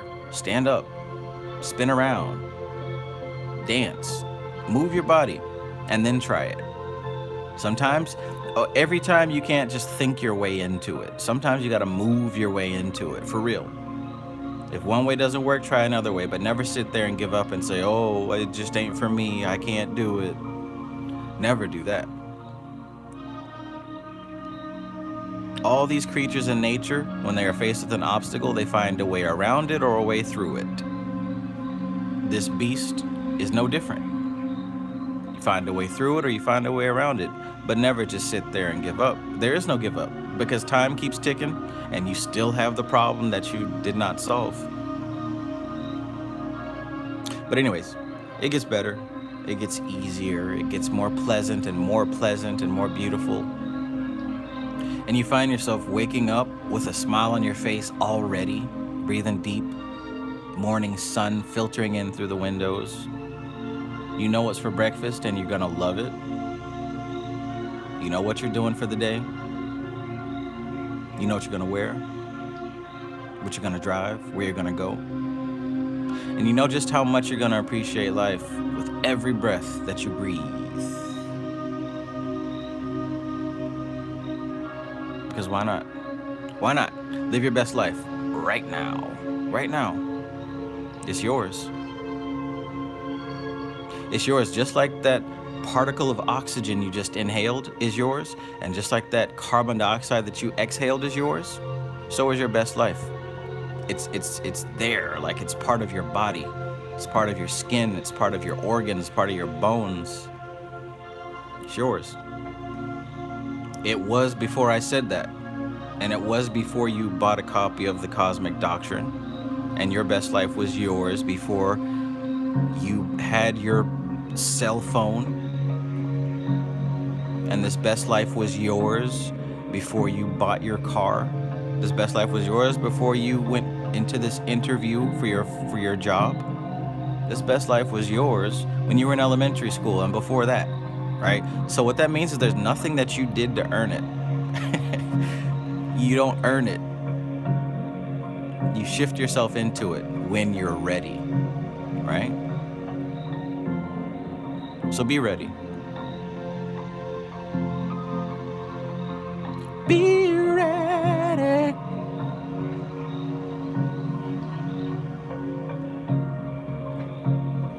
Life is good, life is great. You're a winner. You're supposed to be winning. Ain't got no time to be taking L's. Ain't got no time to be looking crazy and going out bad and going out sad. You ain't got no time for any of that. Those days are done. You no longer have to look back at your past and cringe, right? You don't have to look back at something you did 5 years ago and, oh, it was so stupid, I can't believe I did that. Those days are over with. Right? Those days are over with. Now you look back and you say, wow, I am grateful for that experience because it helped me to become who I am, helped me to appreciate what I've got today. I'm grateful. I'm happy. I feel good. That's what you are. That's who you are. The absolute best. And not on no ego shit, not just saying that to make you feel good. But understand, you are not the animal beast. You are something far greater, far more expanded than this incarnation. That's what we're studying here, right? We didn't even get to you yet, but understand everything we talked about so far are the influences that created you. You did not start in this body. You did not, your history does not begin with this body. It goes far beyond this. And when you understand that, then you'll realize everything that I said is true enough to be true. This stuff right here, this information in this book, does not come to a smooth brain NPC, right? You see what a smooth brain NPC says when they come across this information. Is this the Bible? This is demonic, right? That's what a smooth brain NPC says when they come across this type of information. So for you to sit here and absorb it and break it down and think about it and dream about it tonight, that proves that you were made for this information and it was made for you.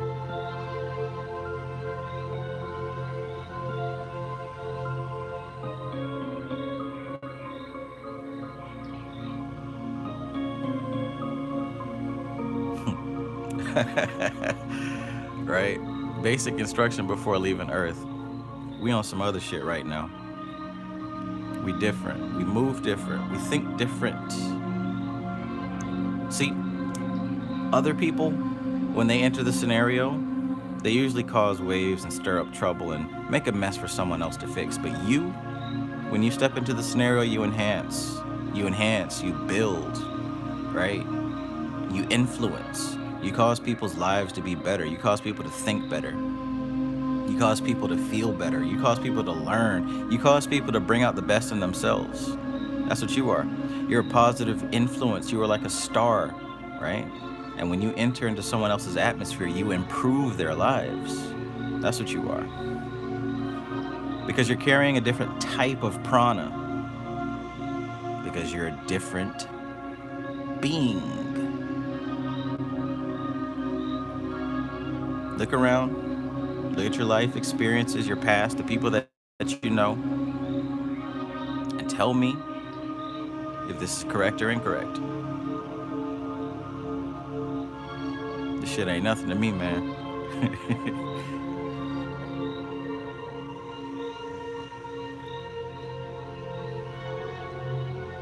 All right, take all this goodness, grab it with both hands, squeeze it into your heart, breathe deeply again, carry it over to next week. See y'all next time.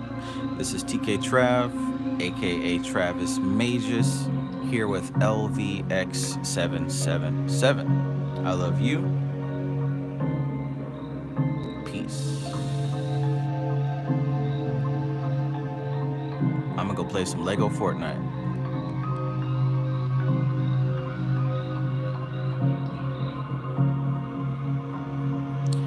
J. Baldhill says, double fist this love.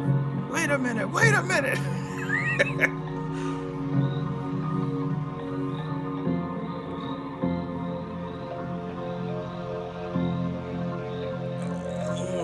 Hazard Pie says, we are a swarm. Create a slipstream to freedom behind us.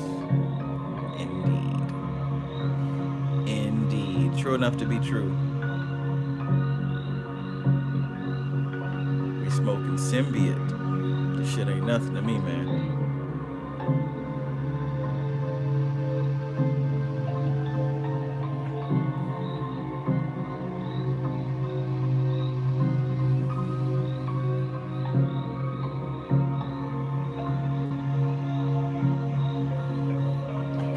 My son brought me a unicorn.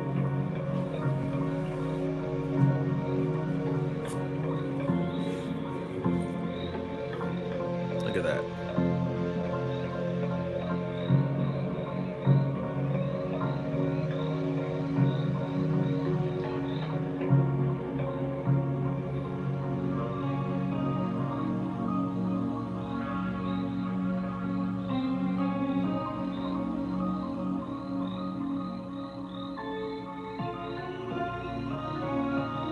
I swear that's the dimension I come from.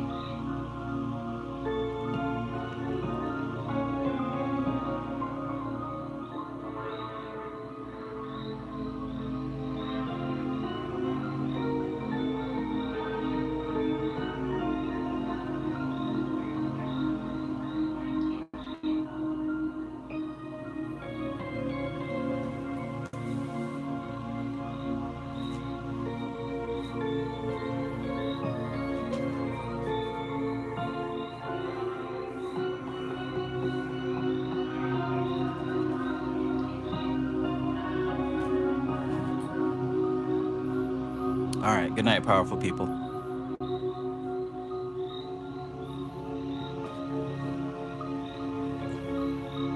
Keep it up.